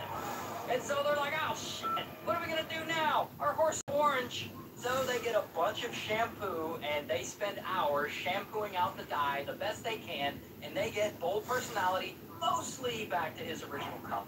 And after some debate, I guess they decide that no one will notice Bold Personality is a different shade of brown than Fine Cotton. Let's just make sure he's on, but it doesn't work. And so they're just like, ah, f it. And they end up wrapping his hooves in bandages to cover the bad paint job that they just did until back in Brisbane, with their spray-painted horse, bold personality, in tow. So they get there, and they check in with spray-painted bold personality, the horses. I guess they don't notice any of the spray paint. But whatever, John and the guys are now home free. And Fine Cotton, the real Fine Cotton, he has such a bad racing record that the betting house calculates his odds of winning at 33 to 1. Which is great, because for every $1 that John bets, he'll get 33 back. And so they all bet on their horse. And now, all they need is for fake Fine Cotton to win, ones who have a track record of never winning. So fake Fine Cotton, who is a very fast horse, should be able to win this with no problem. And so, boom, the race starts, and all the horses take off. And fake Fine Cotton immediately runs all the way to the front of the pack. No problem. And he is neck and neck with another horse. But he can't quite pull ahead. One of the other horses ends up actually being pretty fast. And John and the two horses near the finish line. And fake Fine Cotton still can't pull ahead. And they end up right next to each other, neck and neck. And then, boom, they cross the finish line. And it's so close that it's actually a photo finish. Bold personality, aka fake Fine Cotton, is the one right here. And he ends up winning. And so now, John, his crew, and everyone who he told about this scam is about to be rich. Until fake Fine Cotton, aka bold personality, he won the race, but it was still a pretty tough run. And bro is sweating like crazy now, like someone who just ran a race tends to do. And so he's sweating, and spectators in the audience, they notice something is off about him. Like it seems like there's white paint dripping down his hooves. Well, isn't that weird? And by this time, word has spread around the track that Fine Cotton, well, he isn't Fine Cotton at all. He's actually a ringer, or a ring-in as they call it, because John's dumbass told so many people. And so the crowd, they get mad and they start chanting, and they're all calling for the stewards to come inspect fake Fine Cotton. And the stewards notice all this paint on his hooves out. And so the stewards give a full inspection of fake Fine Cotton, and they ask John for Fine Cotton's papers, and of course, John doesn't have them, and fake Fine Cotton fails the inspection because it's a different horse. And boom, he is officially disqualified, and the horse that came in second place is actually declared John. Here's a picture of him in real life. And he gets 4 years in prison and a lifetime ban from Australian horse racing, while one of the other guys gets 6 months, and another guy gets 6 months, and another guy gets 8 months. That is wild. And thank you to Leonardo.ai for sponsoring this video. If you want to make badass art for your videos like this, or like this, or like this, then sign up for Leonardo.ai. So this 31 living in Houston, and she live streams a lot on multiple platforms. She also has a spicy account over on the OF. She also owns a ton of businesses on the side, like a couple of gas stations, a pool toy company, a company that produces rubber balls, all kinds of stuff. And Caitlin doesn't mind being open with her fans about all the stuff she's invested in. But one day in 2024, she kind of screws up a little, because she tweets a screenshot of her Coinbase earnings, showing that she has a lot of Bitcoin, more than $20 million worth. Now, allegedly, a couple of local turds in the area, they see her tweet or they hear about it, and they decide, oh, she got 20 million in Bitcoin? It's time to rob her. So they look up where she lives. Her address isn't public, but I assume you can find any dressed in all black, and they put on black ski masks. Then they grab some pew-pews. Then the four of them get in their car and they roll over to Caitlin's house. Here's the thing about Caitlin's house. Homegirl's got OF spicy picture money, so she don't live in just a regular house. She actually lives on a big-ass compound, almost like a ranch. So these four goons pull up to her compound, and three of them get out. One of them is the getaway driver, so I guess he just stays in the car. And then they apparently try to enter this compound through the front. And not only is this place surrounded by a 10-foot like wall fence with barbed wire on top, but they also have motion sensor lights. So these motion sensor lights start going on and off because they're detecting these goons there. So they decide to try a different way. And they move around to the back of the place. And there in the back side. And they eventually go up to a building, and it's like a garage area, and there's a sliding glass door. And suddenly, kaboom, the goons bust through the glass of the sliding glass door. Now, Caitlin, she's in a connecting building, and she's upstairs, and all the lights are out because she's gone to bed a little early, but she hears that kaboom. She hears the sliding glass door breaking, and it wakes her up. She's like, what the hell was that? And so she grabs her phone, and she calls her husband. Her husband is this guy, Nick Lee. Now, Nick Lee is also there on the compound, but he's in a different building. And he's there, and he's just like chilling in his underwear, working on something. And so she's like, sweetheart, I think I heard something. And Nick Lee, he's trying to play it off. He's like, oh, it's probably just the dogs getting into something. Because, you know, I guess their dogs just be like that. Meanwhile, the goons, they're inside, and they're making their way through the building. And this is actually a room where Caitlin and Nick, I guess they store a bunch of stuff here, so you can see them climbing over it. So then they exit that building, and they enter a different one, the one Caitlin's actually in. And you can see them here walking around, you can see them scoping out the place, and they're specifically looking for Caitlin. Then they go upstairs, where her room actually is. And they get to the room, and her bedroom door is locked. And so then they try something different, and pow, they kick the door in. And Caitlin is still there, in bed, and the goons rush in, and they start screaming at her, where's the money at? Where's the crypto? Give me the crypto! And she's like, what? I don't have it! And boom, one of the goons pistol whips her. And they're like, give us the fucking crypto! And they pistol whip her again. And she's like, I don't have anything! What are you talking about? Now, she does actually have crypto. She was tweeting about it months before this. But generally, crypto is stored like digitally, so she can't just grab it and hand it over. And so either these turds have no idea how crypto works, or they think she has some sort of cold storage device at her house that holds a bunch of the keys to her cryptocurrency. Give us the crypto! Meanwhile, Nick Lee is still in the other building, and he's in the bathroom, and he's dropping a deuce. Now, I don't know if she had called him back or if he was on the line the whole time, but the second those goons bust into Caitlin's room, he's still on the phone. And he can hear everything going on in her room. And he can hear them screaming at her, he can hear them pistol whipping her, and as soon as he hears this, he jumps off the toilet tube. While in Caitlin's room, at one point the goons grab her phone from her, and they start scrolling through it, looking to see if she has any crypto apps. I guess so they can transfer the money from her to them? Well, she doesn't have a crypto app like that on her phone. Regardless, at this point, they pistol whipped her 3 times, and her head is bleeding. So she knows she needs to do something. So, thinking fast, she's like, all right, I now remember where I put the crypto. Follow me. And she leads them downstairs. Go, baby. Go now. Hurry up.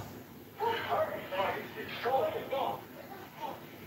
It's not the pool. Stop playing. Stop playing. It's about to leave. Go.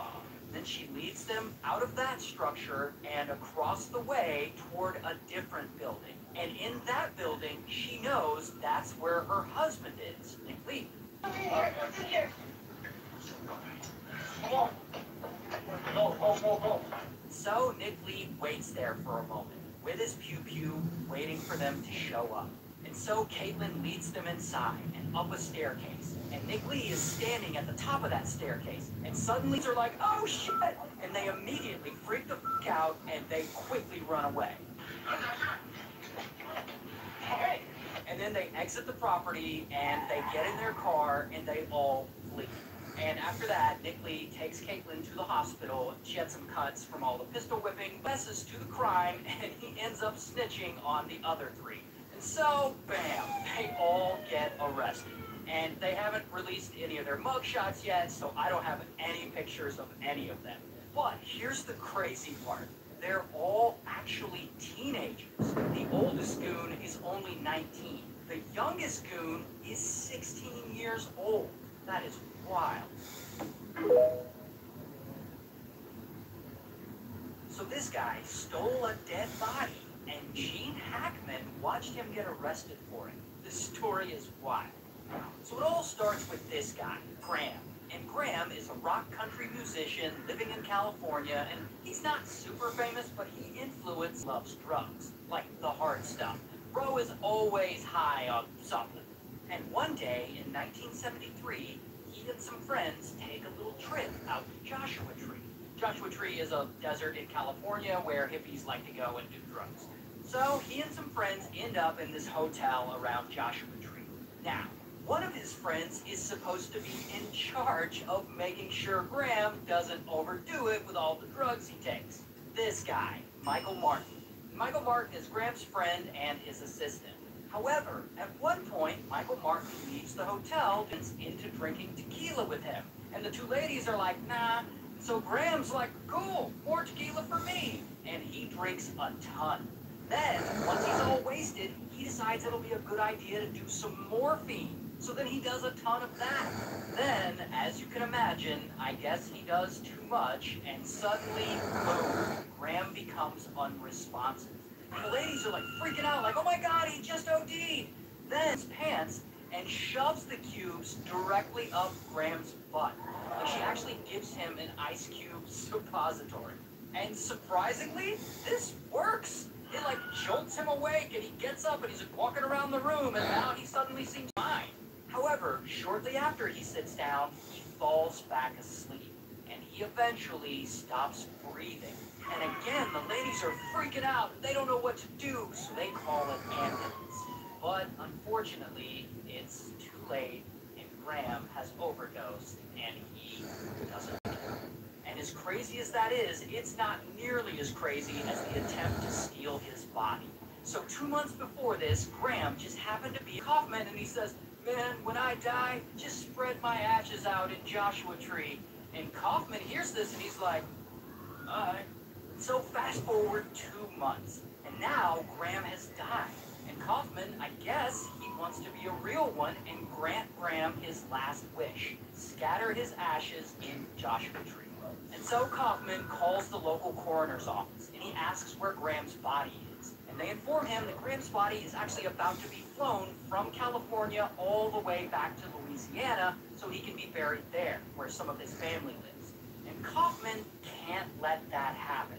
So he comes up with a plan to steal Graham's body and take it back to Joshua Tree.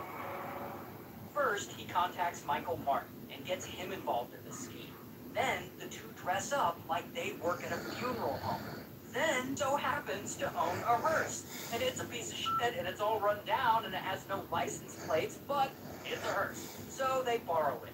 Then they decide that they don't like the way they look in their formal funeral home outfits and they change into new outfits, dressing up like cowboys. And Michael Martin, drunk, dressed like cowboys, they start driving this hearse to the Los Angeles airport to intercept Graham's body and stop it from being shipped to Louisiana.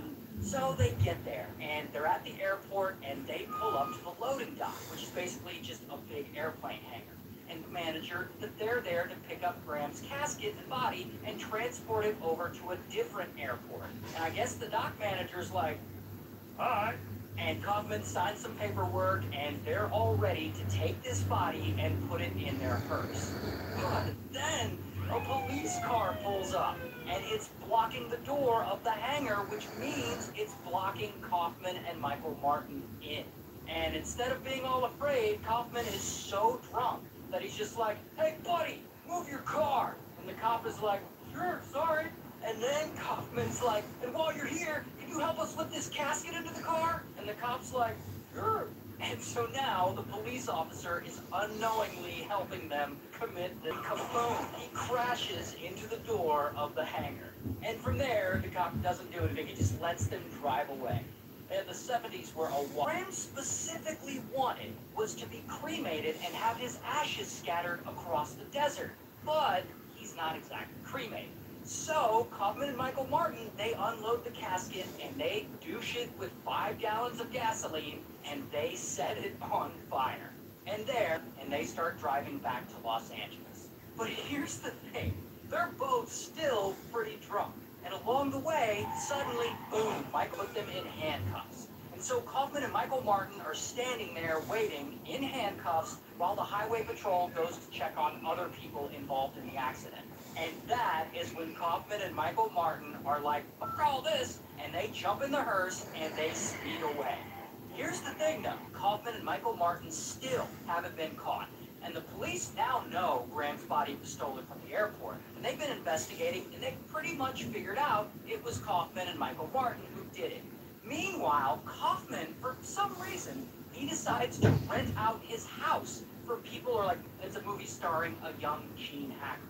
And in the middle of that shoot, boom, police bust into Kaufman's house. And Gene Hackman just happens to be standing there watching, shocked, as bam, they arrest Kaufman.